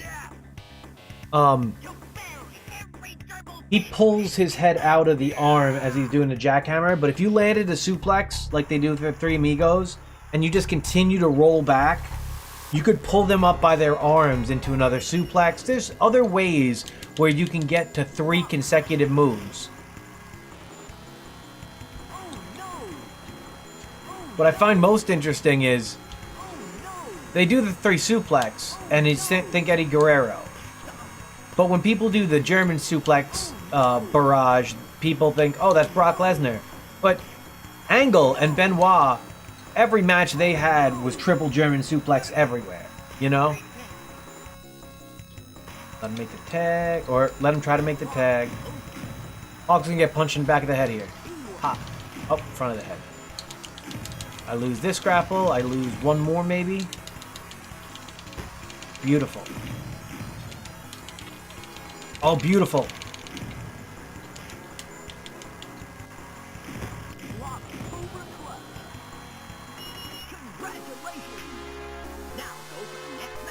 Danny boy, how you doing? I'm going through all the characters here.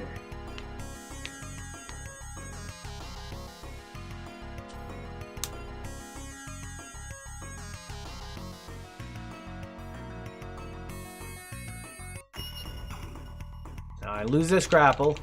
Oh, goody. Well, not bad. It's better if I get to hit him with the back body drop there, but...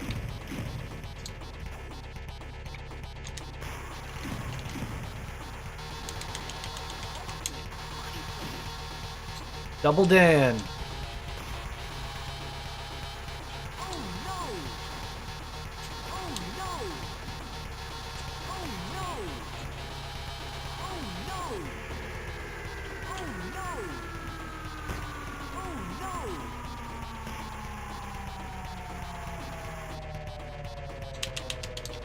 Oh, beautiful.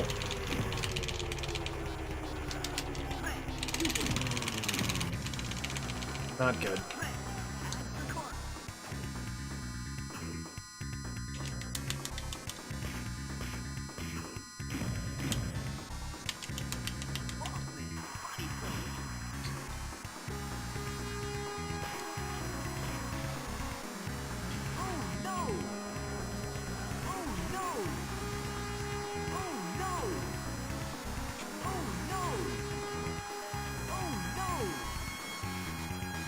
They're maximum dead.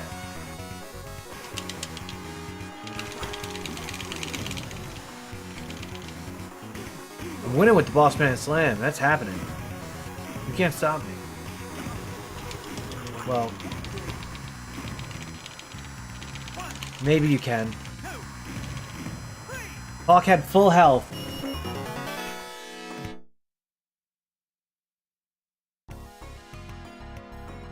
It's tough to do. I am sorry to hear that, Danny boy.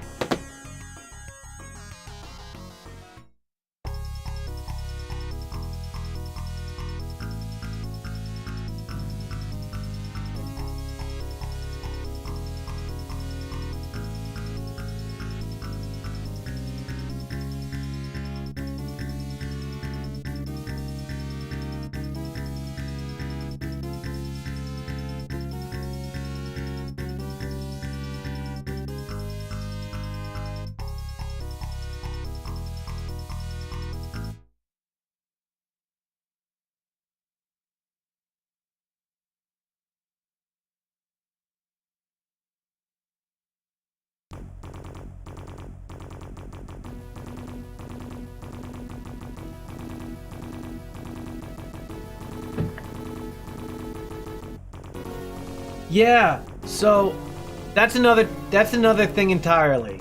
I set up the channel points and I had to switch the video files over because they were I get probably because they were kept on an external hard drive rather than a local one. So it would shut down my OBS, and I didn't want that to happen. So I put it into a different storage location. One moment, I'm just gonna switch over to that real quick so that they work.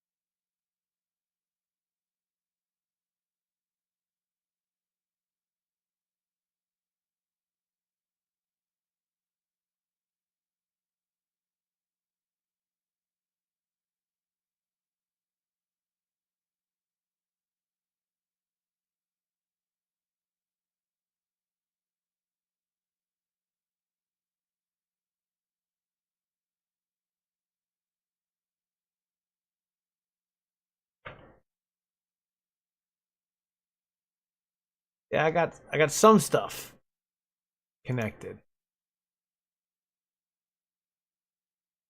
So I thought that people could use channel points automatically and it would be automatically accepted, but it makes me use the manager here to allow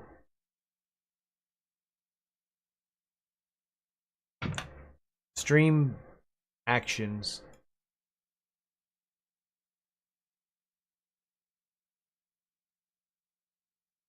One moment.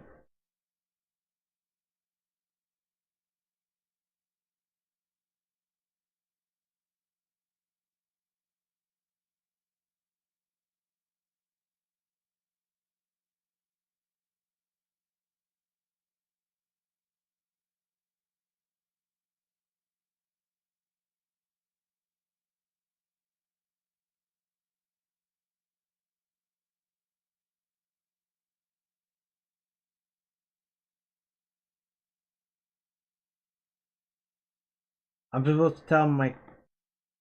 Okay.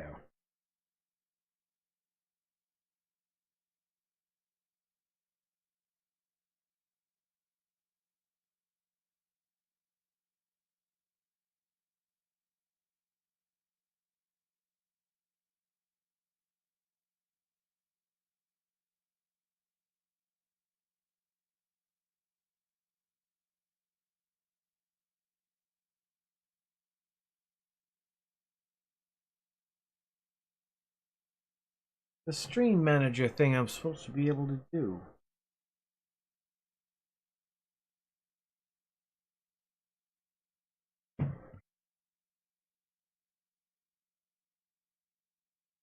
I can test these, like I tested it. Afternoon, everybody. Hey, Mr. Peterson, how's life? Well, the plot's okay, Woody, but it kind of falls apart at the end.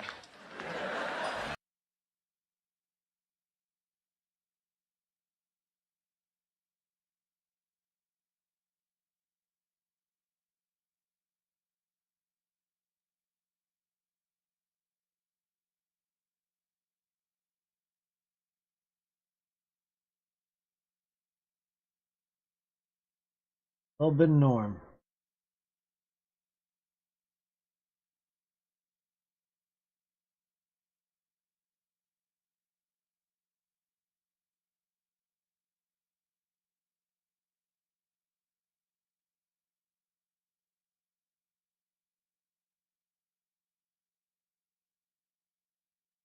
The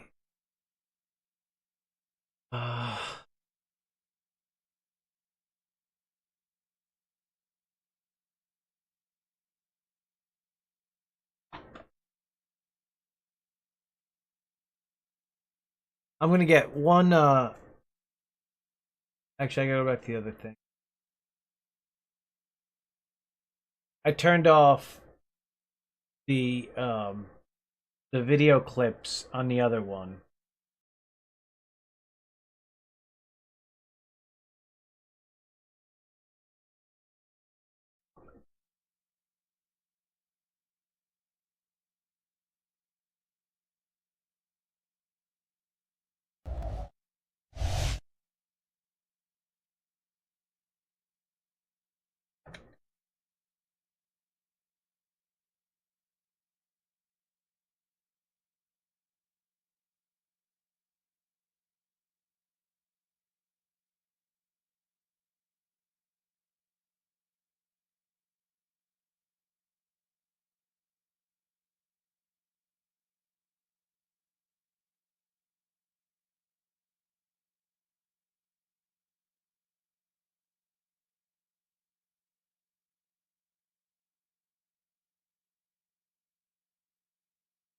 A little bit of Ninja Turtles randomizer.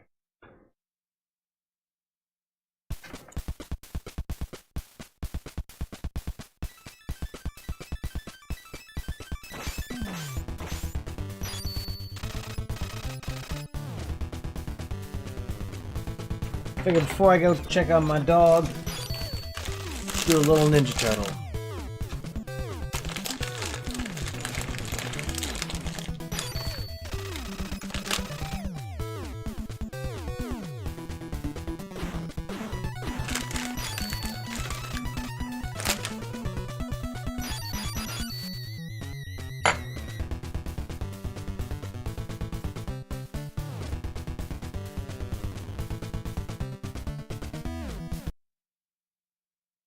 So one more thing before I start here.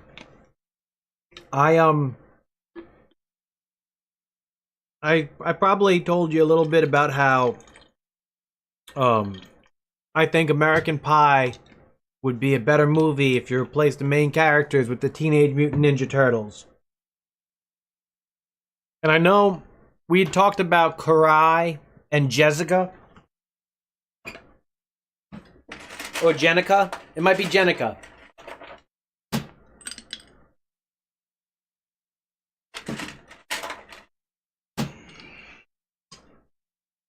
But the more I keep going over it in my head, the better it makes sense as a video idea.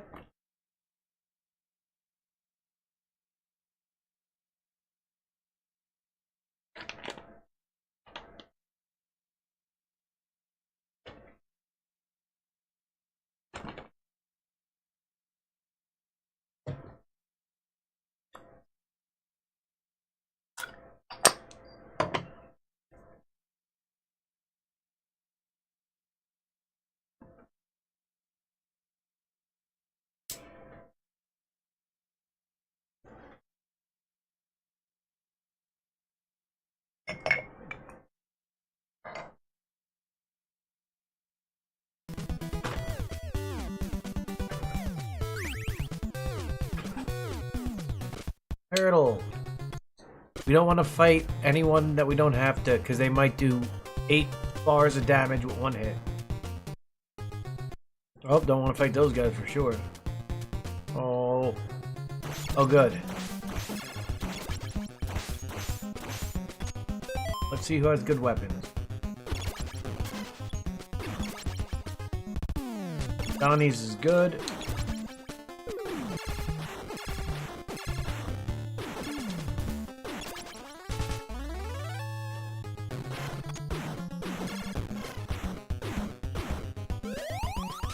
Yipes!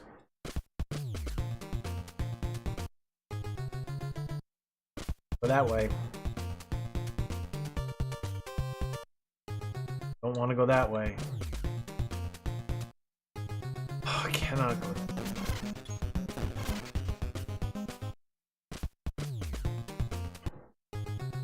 Pretty sure that is to the Bebop fight.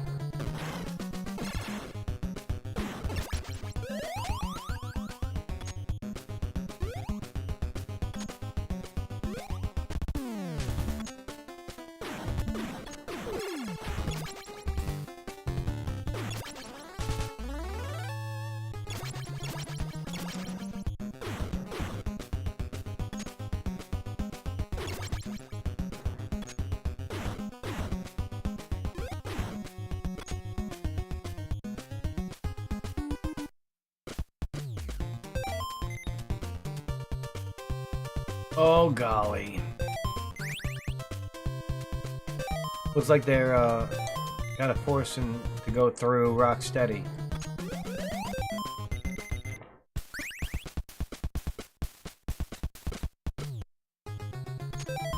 Oh, I mean Bebop. Let's hope Bebop doesn't kill us in one hit. Oh, we killed him in one hit. That's as good as it can go.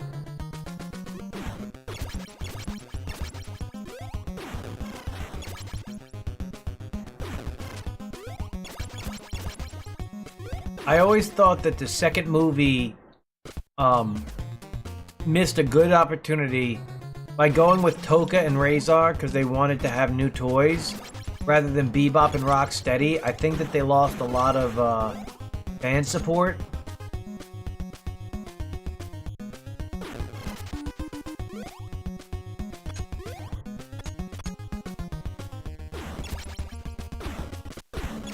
They said that uh-oh. Realistic Rhino and gunfire damage.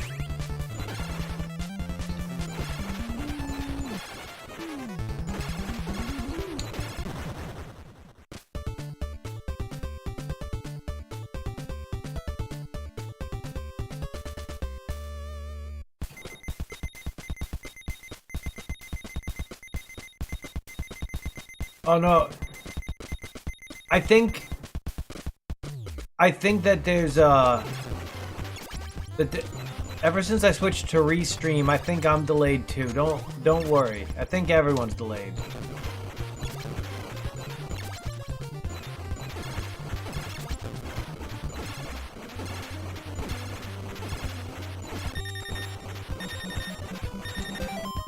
Uh-oh.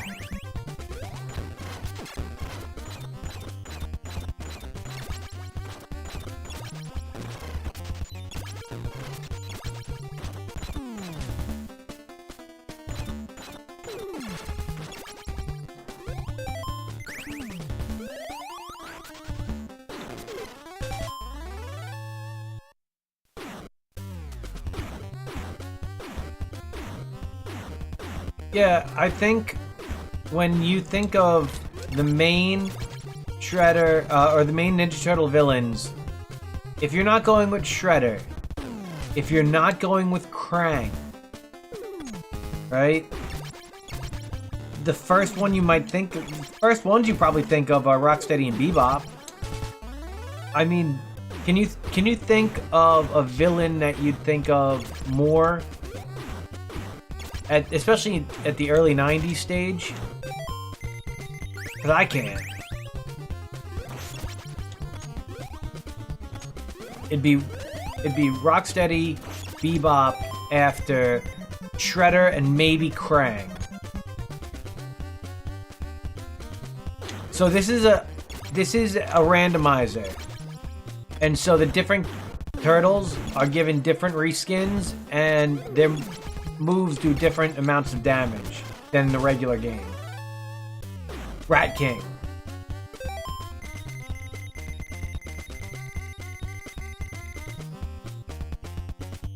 Rat King and Bowser and Baxter? Okay. Just if they included any of those characters in a more prominent role, because I think that they did have a character play as Baxter Stockman in the movie, right? Uh-oh. This is gonna be a tough one. This is gonna be a really tough one. Wish me luck.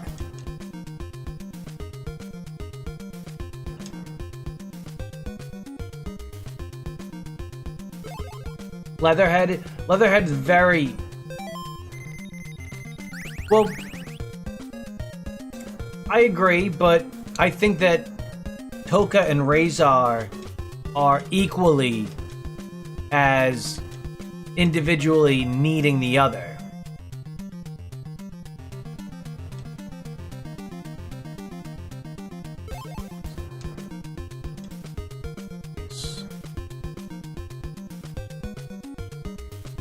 Pardon me, this is just one of the things for the randomizers. They start you at a different part in the map here. So you gotta be a little bit trickier, and especially because I can't get hit. Like, a lot.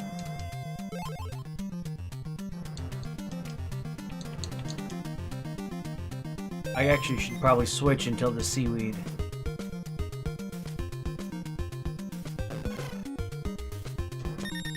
Oh.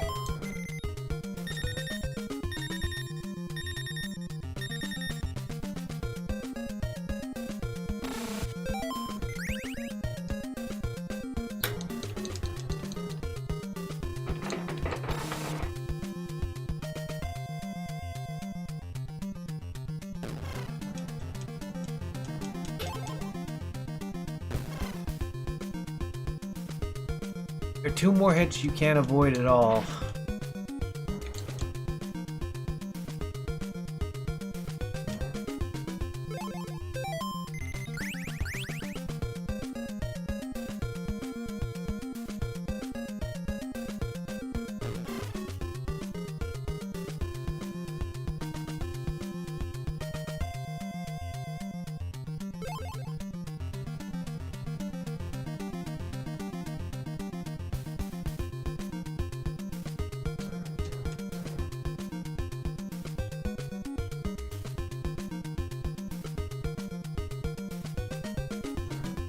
The one left.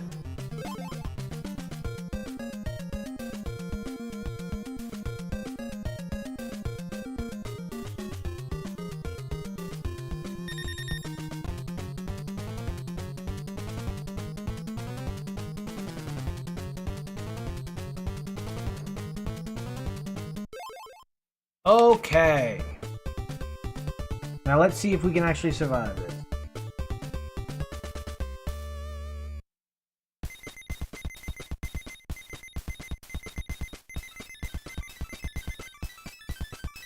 Because,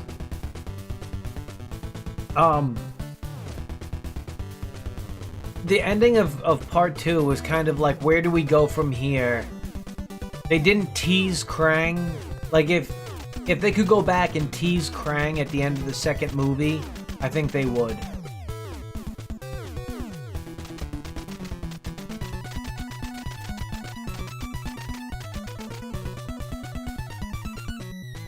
Because when you think about it, you could take the TGRI canister, like making Shredder into Super Shredder, you could take that out of the whole thing. You could take Toka and Razor, and you just make Krang the guy at the end of the movie. You make Bebop and Rocksteady the characters. And the TGRI is instead a different thing for them. Like, let's lose somebody.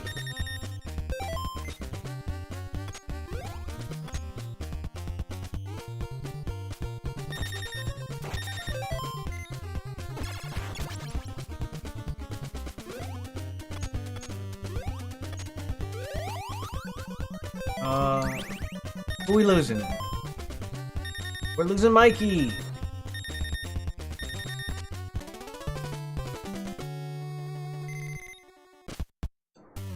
Hi, Mikey.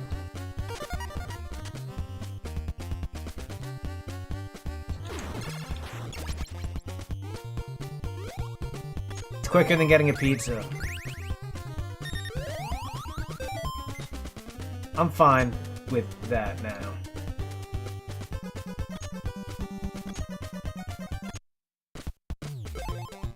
We obviously can't go that way. If this is the bad end of the sewer, the game's over. This has to be the way we go. And if we can't, the broken seed. We can go this way. Barely, but we can go this way. Wait, we might not be able to go this way.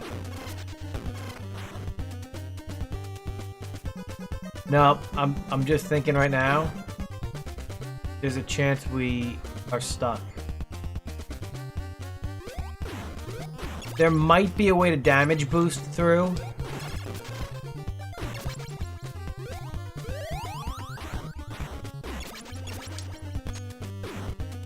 But we'll find out.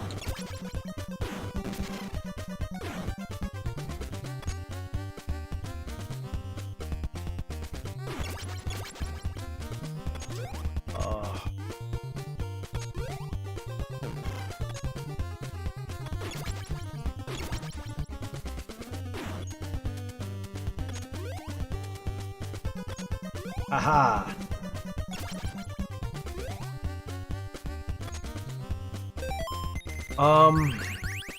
Could be bad.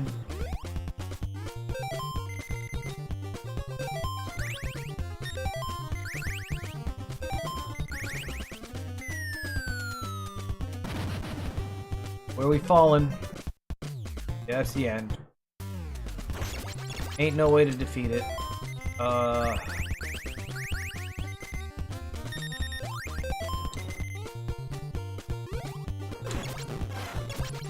Unfortunately, the rope is on the other side. There's one thing I could try out here in order to try to get the damage boost through.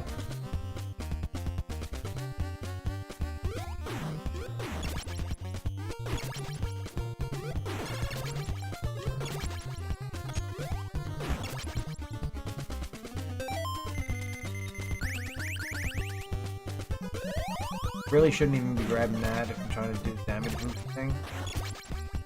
But we'll see. So what I'm going to try to do is I'm going to try to bring an enemy over from the left side of the board over to the right.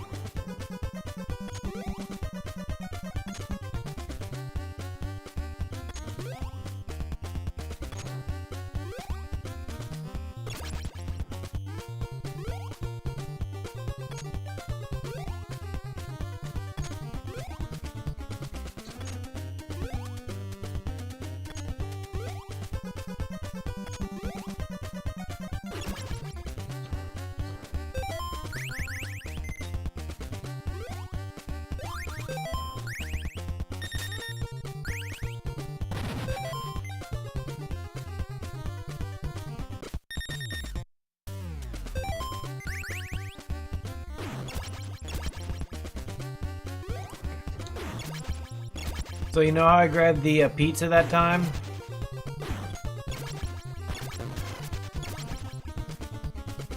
If I don't grab the pizza, the enemy set won't change. If the enemy set doesn't change, there's a chance I could get the spawn I need over there.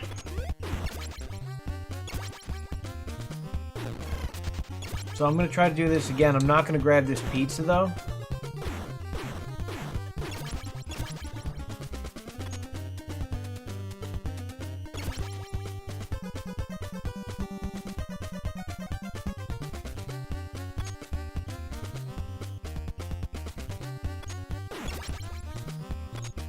Still the same enemy set.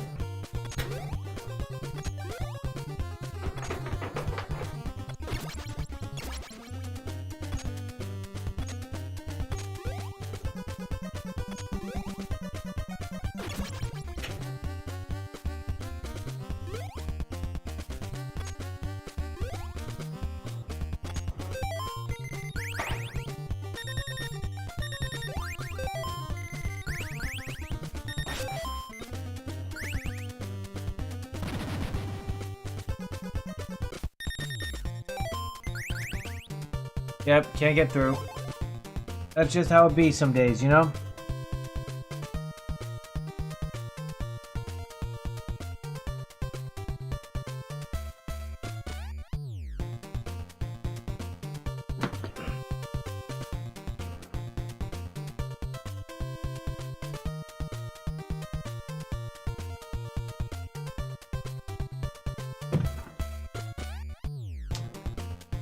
One of the things I don't like about this randomizer is that you can't get the other quest items on different levels. Everything is where it always is. And I do wish that you could move the power-up locations.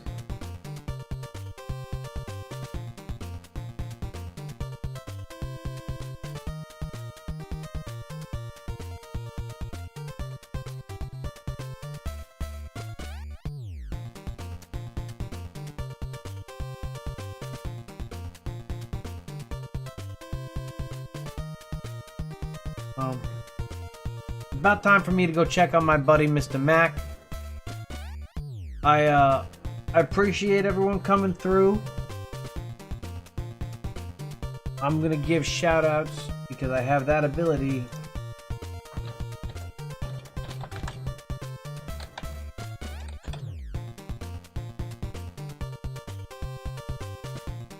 Hope that worked.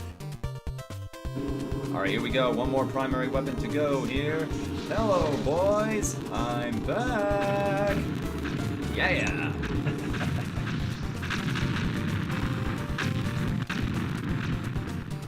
You did it, Fox.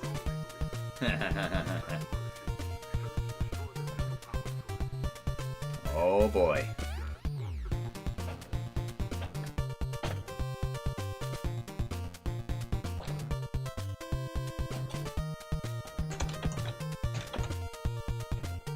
Little Bill Pullman. I'm sorry, that was Randy Quaid. It was Randy Quaid. Kang and Katana were friends once. They are irreparably polluted by Shinnok's evil. They are no longer the champions we once knew. We must strike them preemptively. Nicer graphics. It's about time we brought the fight to them. What's the target? Buried deep beneath Liu Kang and Katana's castle is the Cathedral of Shinnok, the seat of their power. Destroy it, and their undead army will fall, removing its threat to Earthrealm.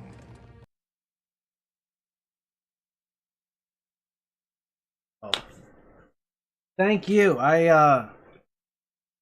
gotta say I was a little bit down that I heard you say that you weren't gonna be streaming today. But as they say in Who's the Boss, there's a time for love and a time for lift. Wait, no. That's a different theme. Yep. Thank you. I don't have my guitar here. I had a bunch of TV themes picked out that I was considering playing part of a different kind of game show. Sometimes I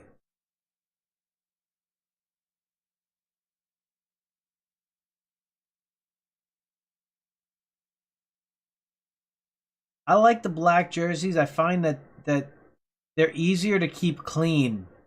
Like white jerseys, when you get one scuff, it's gonna come out. Like I feel like it stays that way. But the black ones and the blue one, well, blue one's a lighter color, but I'd go black, blue, then white in that order myself. But I suppose white or blue is the more traditional Mets colors. But the black jerseys, man, when you got those alternate jerseys in the games and you get to pick like the black jerseys in the NBA 2K games, when you got the alternate jerseys, man, those were pretty fun. I like them.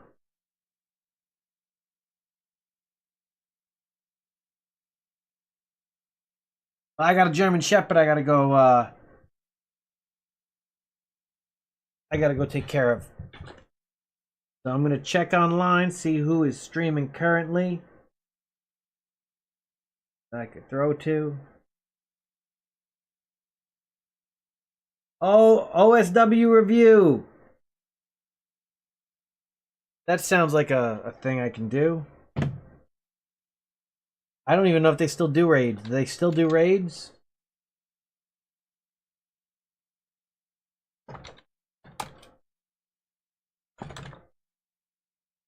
That work? I don't know. Who knows? I thought they got rid of that feature, but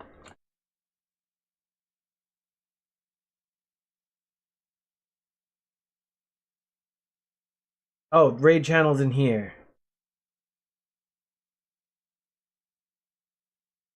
Okay. OSW review is right now doing a TNA thing.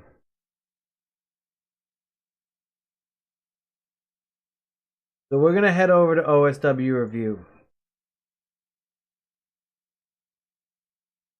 NWA TNA number 20.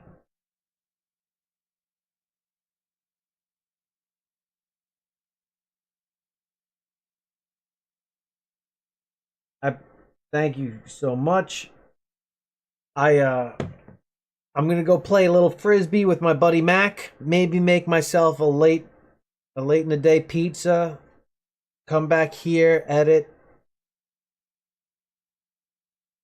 Maybe I'll do a music stream in a little bit. Who knows? Yeah, maybe I'll do a music stream in a little bit. I got the guitar here. I got the guitar there.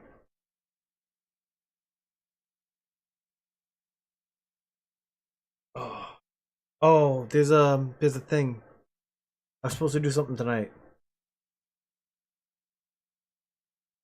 We'll find out. We'll play it by ear.